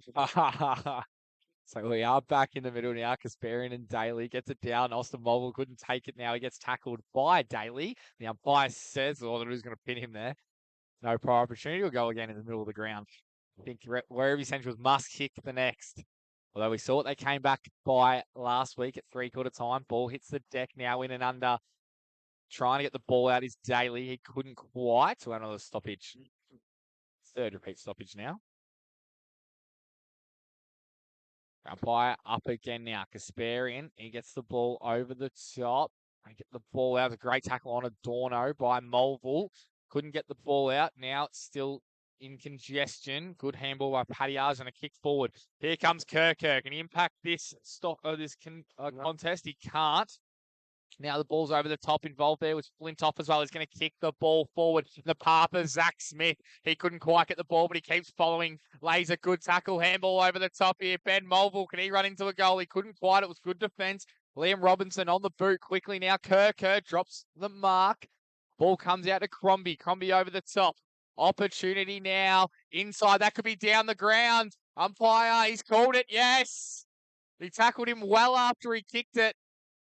And maybe, who was the player? McDonald. And who did he tackle? Manari. It looks like Manari, yes. Just undisciplinary from McDonald. One of your experienced campaigners as well. You think you'd know better than that. And 50 metres per descent. So it's a certain goal to East Geelong. And it's going to go to Zach Smith. It'll be his second goal. And it's going to put East Geelong 27 points up. Carlton up by 40. Oh, they'll be premiers. They will be premiers. So Zach Smith spent a fair time out with the shoulder injury. Comes back for the first final. He's kicked 2 goals. And it looks like he might be having... Well, they're going to be playing next week. They're going to be playing for a spot in the grand final.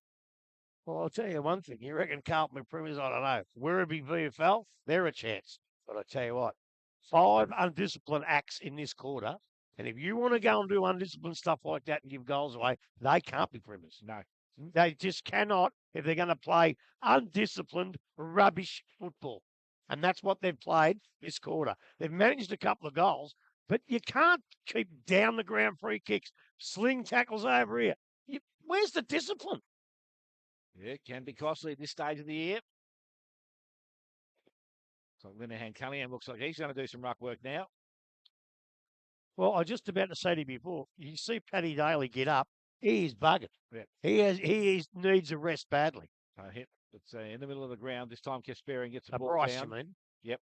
Ball now from the middle. It's going to be picked up. And Linehan Cunningham gets the boot. The ball goes out towards centre wing. Great That's a good mark out there. Flintoff has taken a good one. He's taken a few good ones today. Yeah, he has. So he down to Levers. The ball goes outside. Slow through the air, but it's going to hit the target. Mulville, is it? Or Payne? Mulville. We'll chip up over the top. Their skills are good. Gets further down the field, and Purdy has taken the mark. Again, just right on true centre wing, far side of the ground. Gaze into their half-forward line. Missed the target, going back. Robinson, ball comes out in that contest. Picked up Stevenson, runs, dashes, kicks back. Again, going to get over the top of Houlihan. Kirker's there. Couldn't take in possession of it. But it's very nicely done there by McComb, and he kicks back outside. Oh, I think he was going for the footy. He was. I think he was going for the footy, but they're not happy. He's absolutely ironed him out. Here's the replay. If you want to see it. It's a The ball was right there as well. good thing. Yeah, is but where did he get him? Look, Paddy Arge is up, which is a good thing. Unfortunately, you've got to have a look at where he got him. there was Ollis as the player. In Now, if question. he goes for the footy, I've got no doubt He about does, that. yeah. He went And for the there's no footy, yeah. malice. But if he's got him in the head, he's in big trouble. I reckon it looks like he's got him in the chest and he's fallen back on his head. You can be the judge yourself. I don't care. I'm just hoping for the bloke that he didn't get him in the head. It looked bad, but he was going for the footy. I've got no doubt about that. But you've got to be careful because if he gets him in the head, he's in trouble. And that's the rules of the game. You know, totally accidental. Yeah, and the good thing is, as I said, Paddy Arge has got himself Yeah, up. he's up and good. And that always contributes to what happens later on. Yep.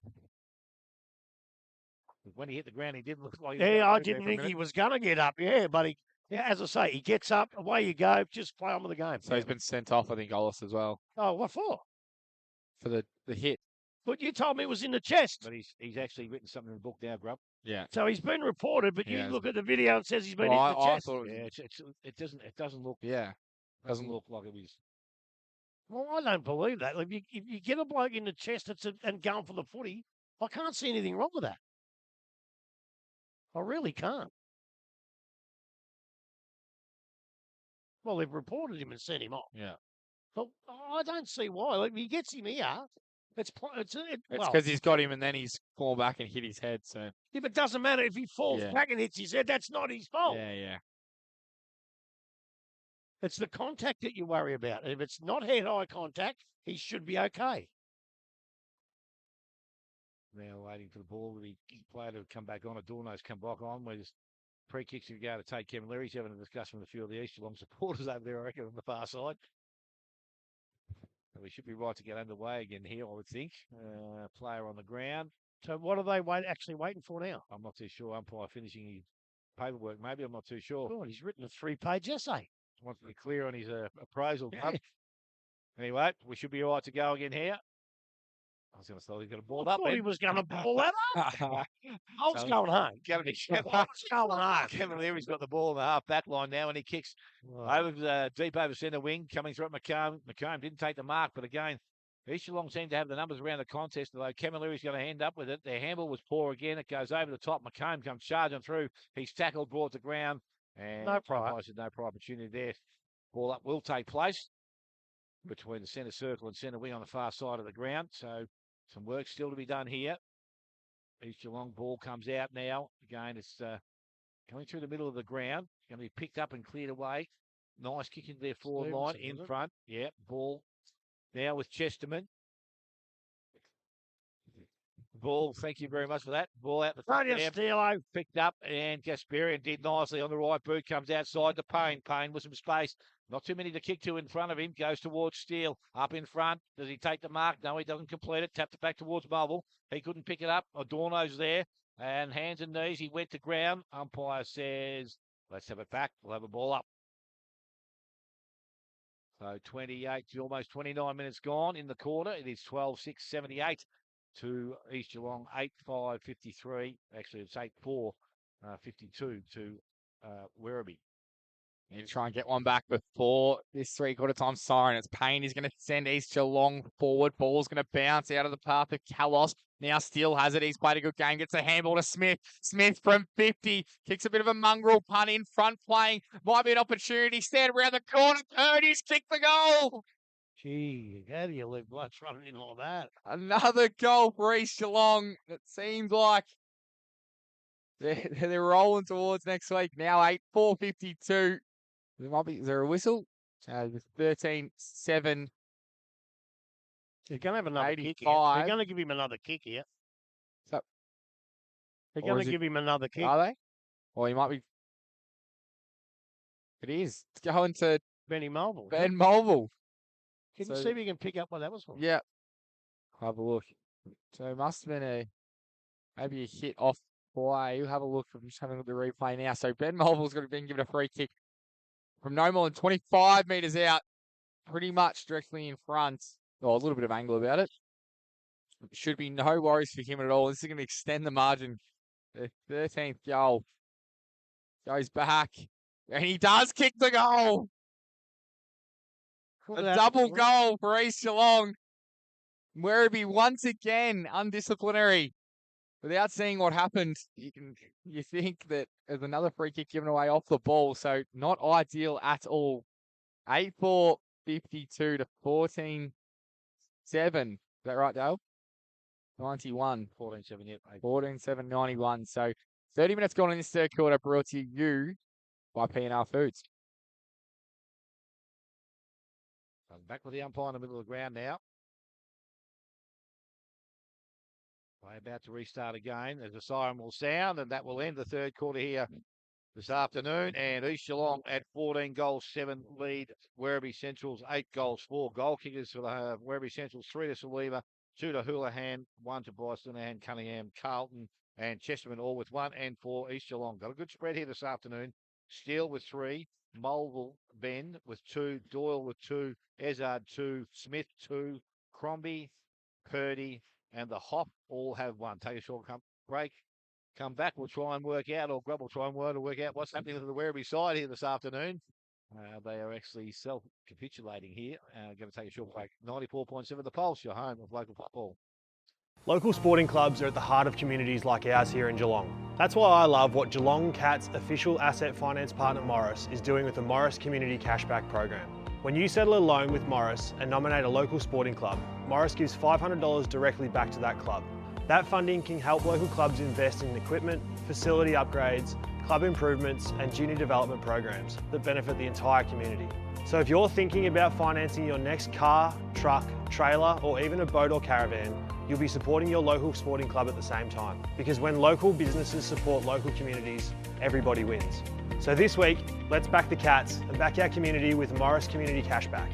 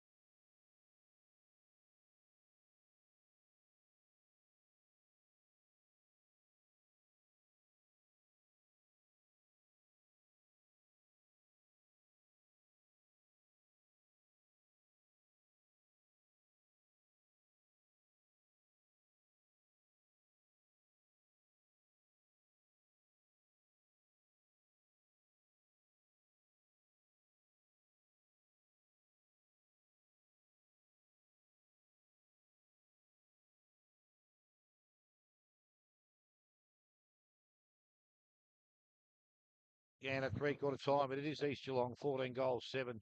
They're able to kick 5 goals, 5 goals, 2 in that quarter. Werribee unable to, well, they put 2 majors on the board, but some factors in their game, Grub, which they'll need to eradicate in the next couple of weeks. Well, if they don't win another game. I can tell you that now. And there's plenty of them. You know, they brought the ball into the forward line that quarter more times than East, and only kicked 2 goals. And just the way they went in, time and time again, they kicked it to 2 East Geelong players standing at centre half back. So, I mean, what you do then, even if the forward line's not structured up properly, kick it wide. Kick it wide and give yourselves a chance to get it back. But, you know, when they do have a shot for goal, I know Joshy McDonald missed one, that's one of their factors. The other one is they got plenty of possession of the ball in the middle and kept giving it up. Right? You can't give East Geelong a kick because they'll do something with it.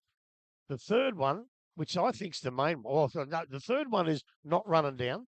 I mean, twice when East Geelong blokes go up, you can see the East players running in. And so even if you get a spoil, you know it's going to go to East. And they did, and they kicked goals. But the main one is discipline. You cannot win finals without discipline. And that quarter there, I thought their discipline was just ordinary till half time. Their discipline in that quarter was terrible. There was slings behind the play. There was free kicks. There was down the ground free kicks. There was 50-metre penalties. You get what you deserve when you play football like that, right? And if I can't see them getting back here, although you never know. We couldn't see them getting back last week. But then they play the winner of tomorrow's game, and if they're undisciplined again, they don't win that either. So I think Reece Priswell's got to get them together and say, listen, I don't care what happens. I don't care if we win or lose. Yeah. As long as you give it your best and play football. And if you lose doing that, no worries. But if you go lose and give them goals away with undisciplined rubbish acts, then you deserve to get beat. It's as simple as that. I don't think you can put it any other way, Grub. As I said, there's discipline and there's stupidity. Then you get a combination of sometimes both. Yeah. But as I said, if you want to proceed, at this stage of the year, you worry about those sort of things when you get to a grand final if you want to even up and you're 15 goals up with 5 minutes to go. But at this stage right here, you've got to get to it. But there's no need for them to do it. East Geelong has done nothing to make them even up. Yep. It's not evening up. It's just frustration and undisciplined football. You know, I'd like to see that video again. That kid from East, he went for the football. Yeah, it didn't look like it was an intentional. No way. But unfortunately, the rules now say that if you even an accident, if you get him in there, if he hits him in the chest, and then even if the impact is on the ground, he still goes. No. Yeah. No, he didn't. If he doesn't get him in the head, I think he's right. If it's just a contest and he hits the ground, that's doing himself. It's bad luck. Ball's back in the middle now. Werribee with some work to be done. They need to start in this last quarter strongly. Ball comes towards centre wing. And again, it's picked up. Benny Melville had a free shot at it, but couldn't clear the ball. Again, it's going to be picked up by Phillips this time. He goes into their half-forward line. Crennan trying to work the ball into space, kicks it off the ground. Did nicely, went towards Saliba. Started the game well, but faded out a little bit. Now again, it's going to be East Geelong. They bring the ball out. There's a free kick right down the forward line, but I think it's going east. It is. I don't know why you bring it back when the ball's out. Well, because they didn't really have the advantage. Okay. Hadn't called it, so we think that looks like Martin there. That's got the ball. He goes across the goals into the hands of Bissenden. Well, even that has to be undisciplined as well, doesn't it? So Bissenden now decides to go longer this time, out towards centre wing. Mark not taken out there. Again, it's picked up. I think that's Stevenson running inside centre, and the side 50 kicks towards goal. That is the start that they needed, and they are on the board in the final quarter. Werribee, they move to 9 goals 4. It is 14 goals 7 to East Geelong. That has taken 53 seconds in the Morris Finance final quarter scoreboard. Well, I'll tell you what, I wish he had done exactly the same thing this time last week, and we would have been watching Eastern Winch today. But he never missed that one. That was exactly what they needed, but they've got a lot of good football to play to get back into this game. And as we said many, many times, they've got to do it with disciplined football. Ball is back in the middle now. And by the ball in hand. So Kasparian, Daly wins the tap out, everything going Werribee's away earlier. Like Kasparian wins the clearance, going to kick forward. Stevenson, next goal kicker, couldn't quite get the ball. Adorno, beautiful spin out of trouble. Gets the ball to Carlton. Carlton, little sidestep, then kicks down the line into the path. McDonald's running after it. Any gather it, he can't quite. It might work out, though it does. He gets the ball and kicks forward, although it's good. It's a good mark taken, trekking back. So mark kicked down the line, and the mark is taken by Kasparian. Kasparian, true centre wing, on Daly. And he takes the mark, boundary side of the ground, boundary road side of the ground. He's going to go towards the 50-metre arc. Up, and a good mark taken from Ezard. So Ezard, 65 metres out from goal. Has a look at his options. He's got Purdy and Smith further down the line. He's going to handball to Mulville, and then Smith's going to get loose. Can he take the mark? He can. Smith got rid of his opponent. Broke away, used his body well. It was Max Murdoch. He had Max Ryan playing on him earlier, but he switched across, and Smith got rid of his opponent. Now he's going to have an opportunity from around the corner. 25 metres out to kick his third goal, and he's returned. Zach Smith! Missed it. He's missed. It would have been the reply back. He used his experience really well. I'm not quite sure Maxi Murdoch's the right bloke to put on him, but he used his experience to body. And that is a dead set body. No hands, no grabbing, dead set body. And that's the footy you like to see, actually. So 9-4-58, 14-7, 91. 3 minutes gone in this last quarter. It's going to be Stevenson to kick back in. Go straight up, pretty central. Couldn't quite cover the ball now. Good handball over the top. He was trying to find his teammate in Ryan. Couldn't get the ball. Now they're going to go inside. They're all Werribee players here. Carlton has the ball. He's going to handball over the top. The Stone's going to steady. Oh, it was Cunningham. He finds his teammate in Phillips. Phillips going to wheel around. Try and find the forward. Oh, just out of the hands now. Monaghan does well. Then to Fanning and then out wide. Oh, beautifully done on that occasion. One of Vicenten. Down the line, Ezard does well to bring the ball to ground and then taps it over the top. How good is that from Caleb Ezard? No. Then to Austin Mulville. He's going to go to his brother in Ben. He's got a Dorno and his hammer. He's going to turn and go. There's 3 men ahead of the football. It's not a great kick to Steele. Steele's going to be clean. The ball is going to beat all comers and it's going to go back. 50. Tell me this, Smithy. Why does Zach Smith go around the corner from where he was? He watches too much television. Ball kicks in back towards centre wing. Ezard comes up and he has the ball, but he's tackled straight away. And it's going to be a ball up on centre wing. I don't know whether there's that ball, but some of these blokes aren't kicking that ball that well. So No, they're not. The conditions aren't too bad. Yeah, no, he wouldn't get better conditions at the moment. So ball now from that ruck contest. Again, Kasparian goes after it at ground level. Crombie puts his head down. Now it gets out the back. Mulville sneaks through the contest now, has time, looks up, kick goes into the forward line, steals the target. He's in front, ball at the back. Oh, I don't know whether Callis can claim that. I reckon Steele might have the first grab at it. Ball up will take place. Good call, umpire. Forward pocket area. And now free kick. Giving a free kick away. What was Dissent. He was saying he marked the ball, arguing with the umpire. That's not what you want to start when you kick the first of the last quarter. Oh, I can't Andrew believe Steele, that. an opportunity here now to kick his fourth goal of the afternoon and take the margin back to where it was at three-quarter time. So from the pocket. Take ball. Tommy wants at this stage because they've got plenty up their sleeve. Comes in, kicks that goal. He's left that a little bit narrow through for a minor score. Steele with 3 goals, 3. East Geelong with 14 goals, 9 for the afternoon. They lead Werribee 9-4 and almost 5.5 minutes gone. Morris Finance final quarter scoreboard. Is he for real?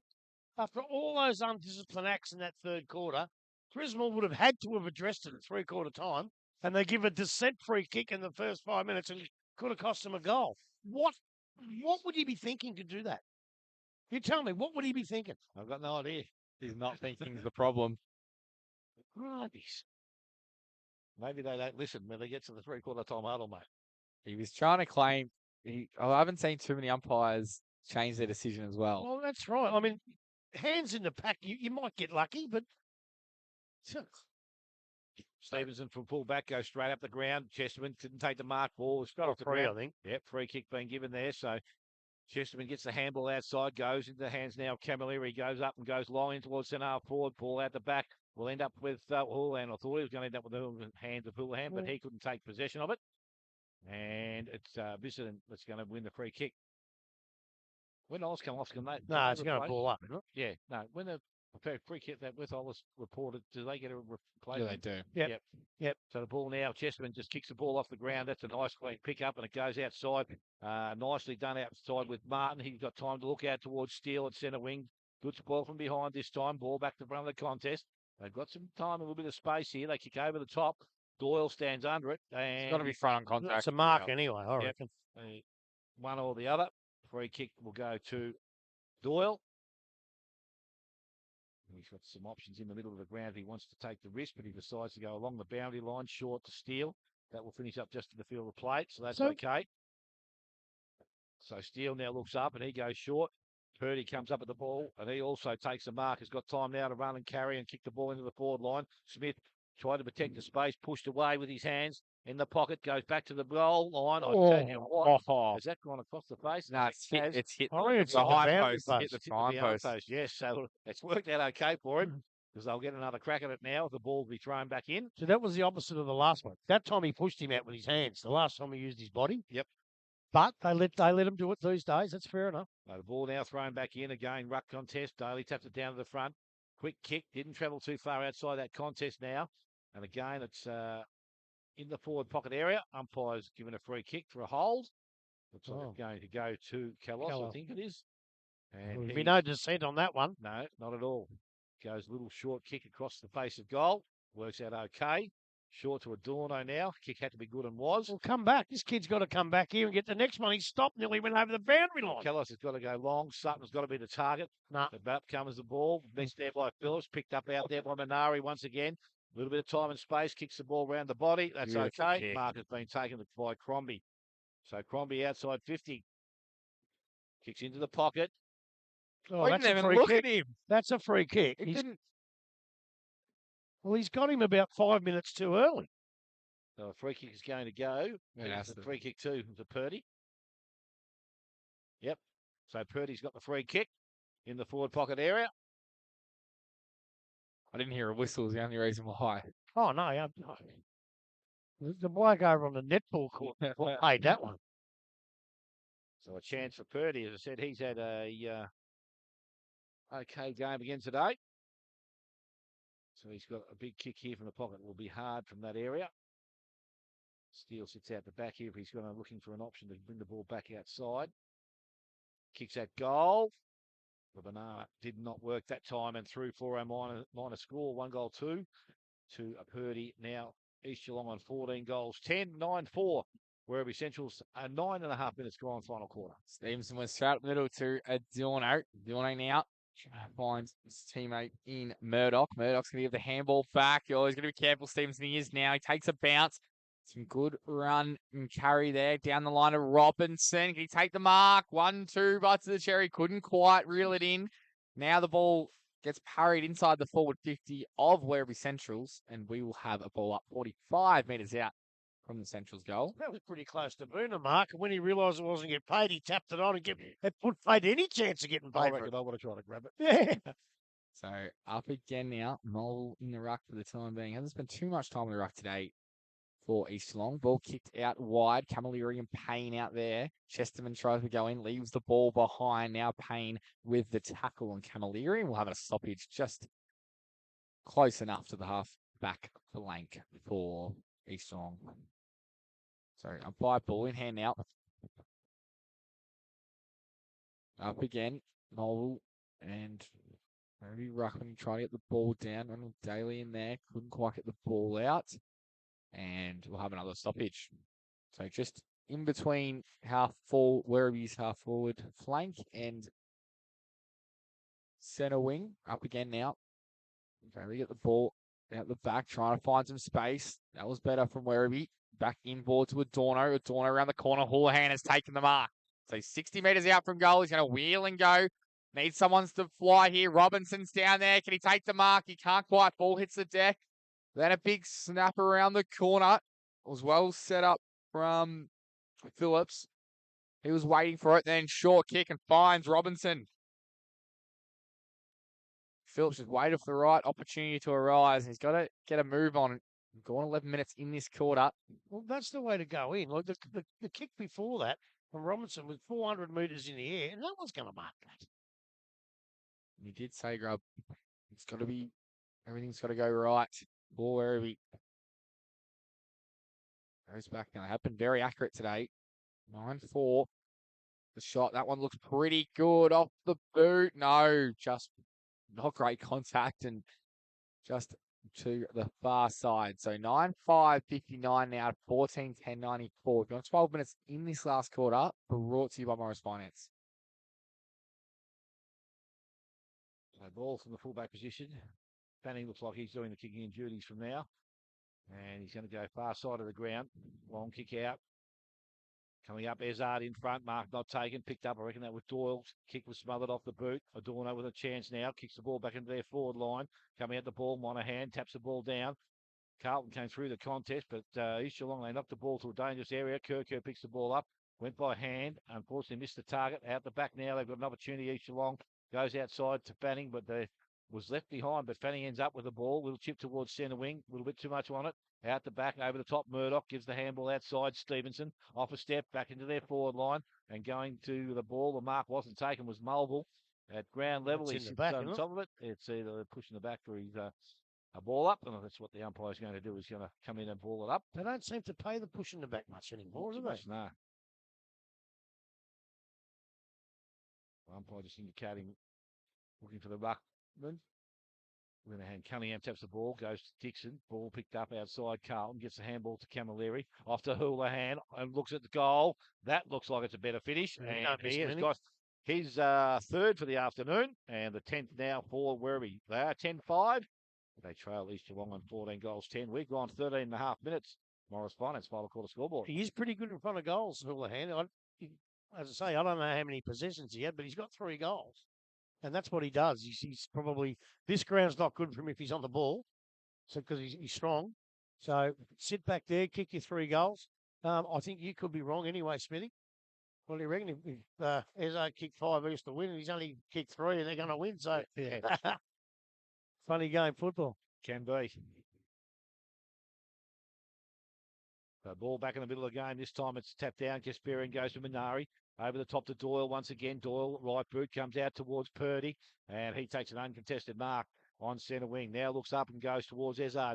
Long kick to their forward line. Ezard, best position. Protected the space okay, but Sutton was able to get his hand on the ball. Murdoch gets the handball outside. Adorno chips up over the top. Stevenson takes the mark.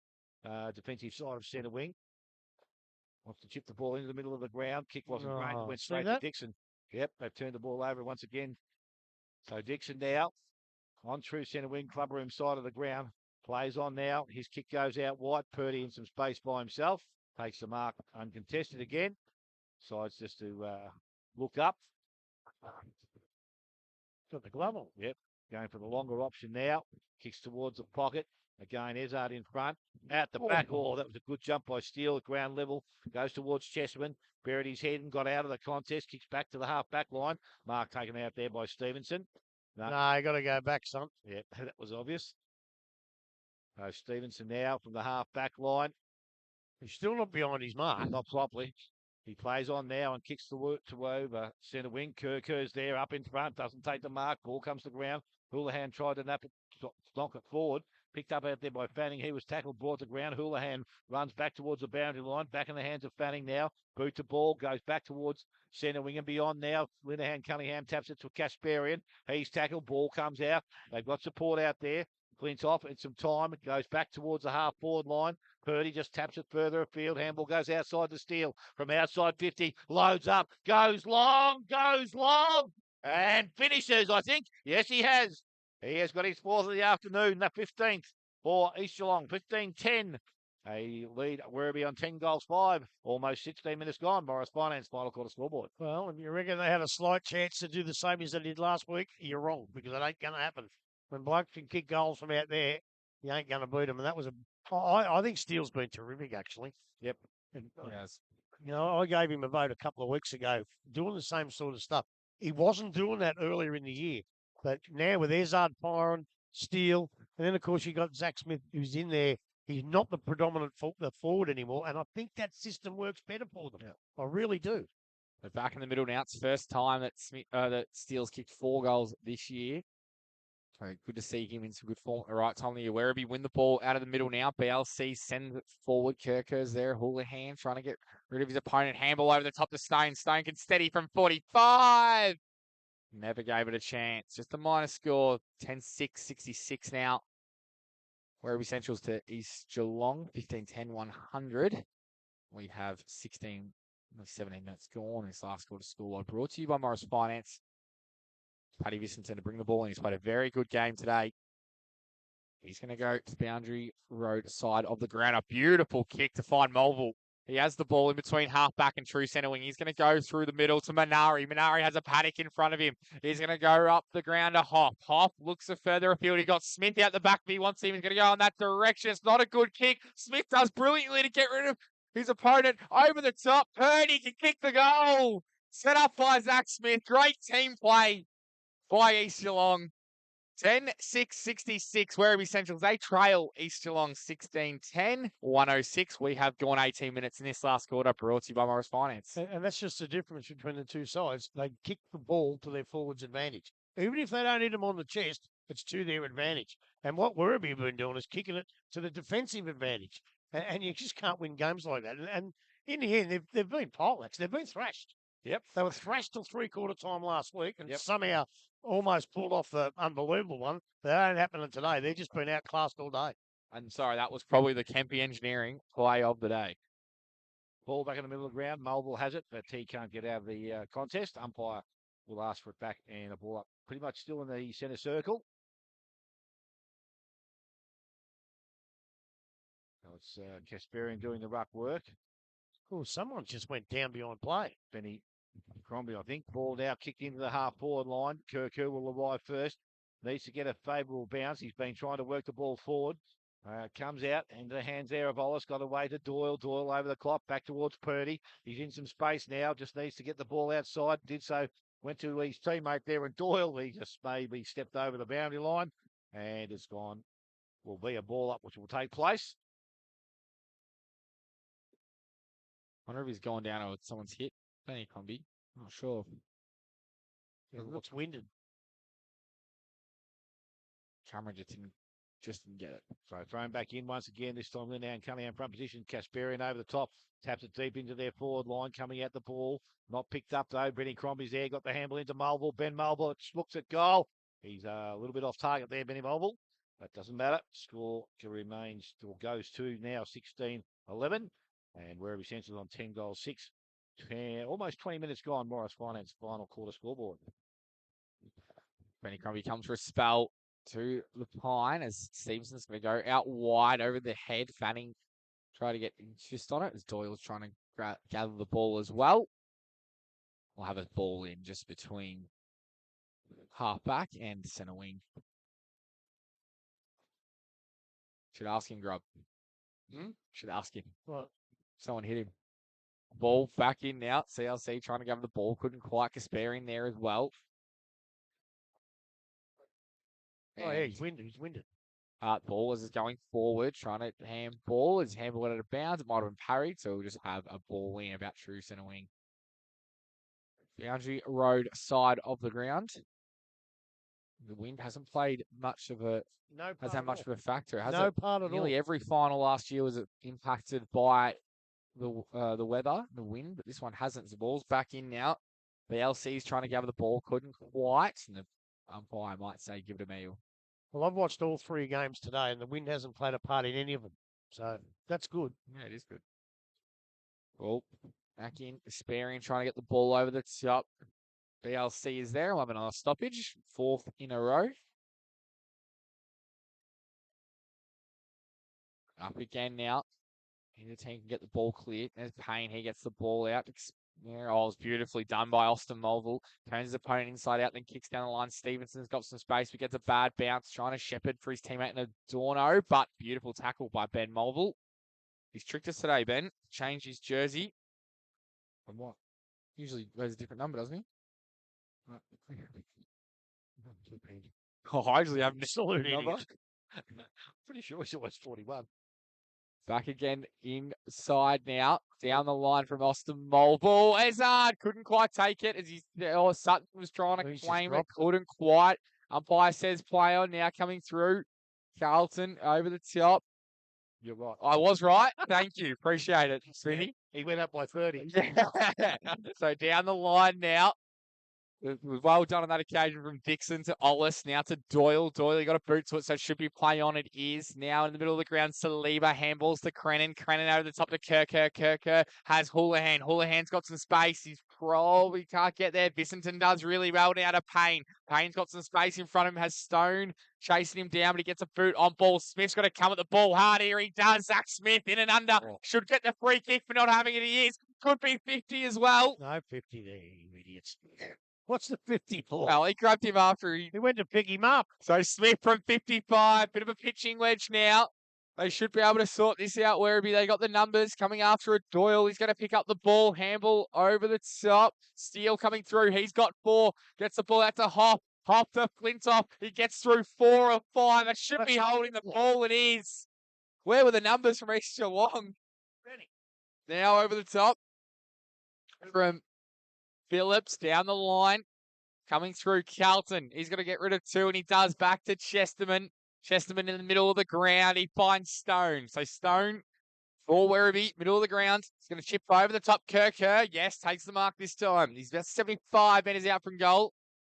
He handballs back to Stone. Stone into the path. Oh, beautiful. Coming back across the line. Was well done on that occasion. You just can't kick it anywhere. You've got to kick it to the bloke in the green and gold jumper. So Minari's gone back now to Austin Melville. So what number does he usually wear? Smithy, what number does Ben usually wear? The legs 11. 11. Thought so. 41, I think. So Sure did the changing jump. I knew he did. So he goes back down there, just tipping the ball around the half-back flank now, East Geelong, trying to take some time off the clock. Bissington has the ball again. He's racked up a bit of the ball today. Very important for them. Goes forward to Monaghan. We had 24 minutes gone. Happy to keep using that spare player now. I wouldn't be doing this. I'd be going down and going bang, bang, and kicking a couple more, just in case you've got to play him again. So Bissington now, he's going to go down the line. Needs Doyle to fly. He makes a contest against 3, which is good enough. Now a kick from BLC forward. Oh, and a good mark taken from Monaghan. He's been good in this second half. Early on, Saliba had the pressure on him. Kicking a few goals, but responded well, Monaghan. Giving Bissington a really, and the Generals down back. Now a big fly, and the mark taken from, is it Purdy or it's Steele? Steele now in the middle of the ground. He goes out wide to Purdy. Purdy gathers the ball, and because he's touched it, don't think it will be a lasso. It won't. So we'll have a stoppage in between centre wing and half forward for East Geelong. The scores are 10-6, 66, Werribee. They trail East Geelong 16-11, 107. And we have gone 25 minutes in this last quarter, brought to you by Morris Finance. So ball thrown back on, or into the ground. It comes out the back, picked up there by Chesterman outside. Crennan handballs up over the top. Ball goes into the hands of Stone now. Gets back on his left boot. Handballs, though, into Adorno. Adorno, his handball not so great, but it went to Houlihan. Houlihan back to Crennan. His kick smothered off the boot. Now it's picked up by Payne. He goes back towards centre wing. Mark again not taken out there. Picked up Kasparian. Handball outside. Ollis kicks into their half-forward line. Murdoch did nicely. Came at the ball. Just trapped it enough so it didn't get behind him because Purdy, if it did, was off and gone. A ball up or a ball in to take place now between centre wing, half-forward. East Geelong's still in their attacking end of the ground. Daly's back out there doing some ruck work, goes back towards the boundary line. Ollis comes through, didn't take it cleanly, picked up there, Mulville on the left boot, goes long. Smith out the back, and Smith takes the mark. Good job and good grab. Smith can go back and look at his third of the afternoon. Don't think he'll go around the body from that far out. Well, he was that far out last time. That's why I asked the question. It's a better kick a goal, just going straight at it. Just go straight at it and put it right through the middle. Especially from this side of the ground. Yeah, anyway. yeah. So Zach Smith, we said he's got 2 for the afternoon. This could be his third.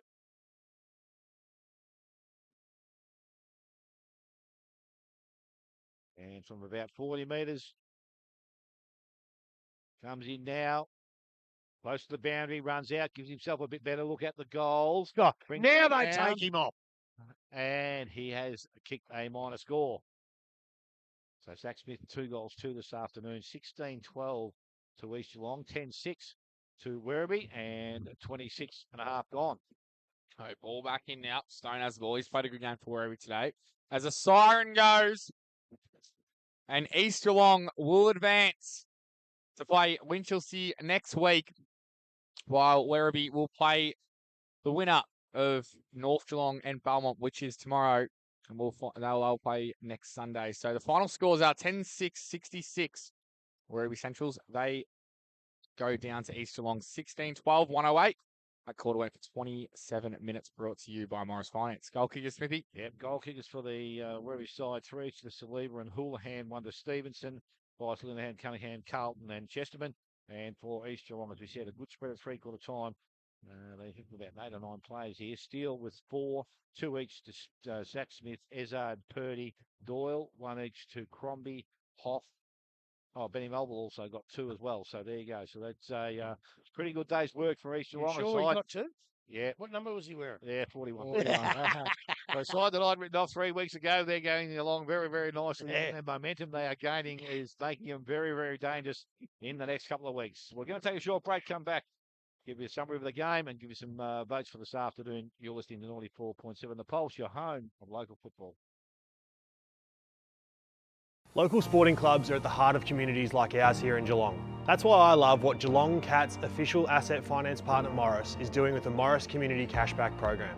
When you settle a loan with Morris and nominate a local sporting club, Morris gives $500 directly back to that club. That funding can help local clubs invest in equipment, facility upgrades, club improvements and junior development programs that benefit the entire community. So if you're thinking about financing your next car, truck, trailer or even a boat or caravan, you'll be supporting your local sporting club at the same time. Because when local businesses support local communities, everybody wins. So this week, let's back the Cats and back our community with Morris Community Cashback.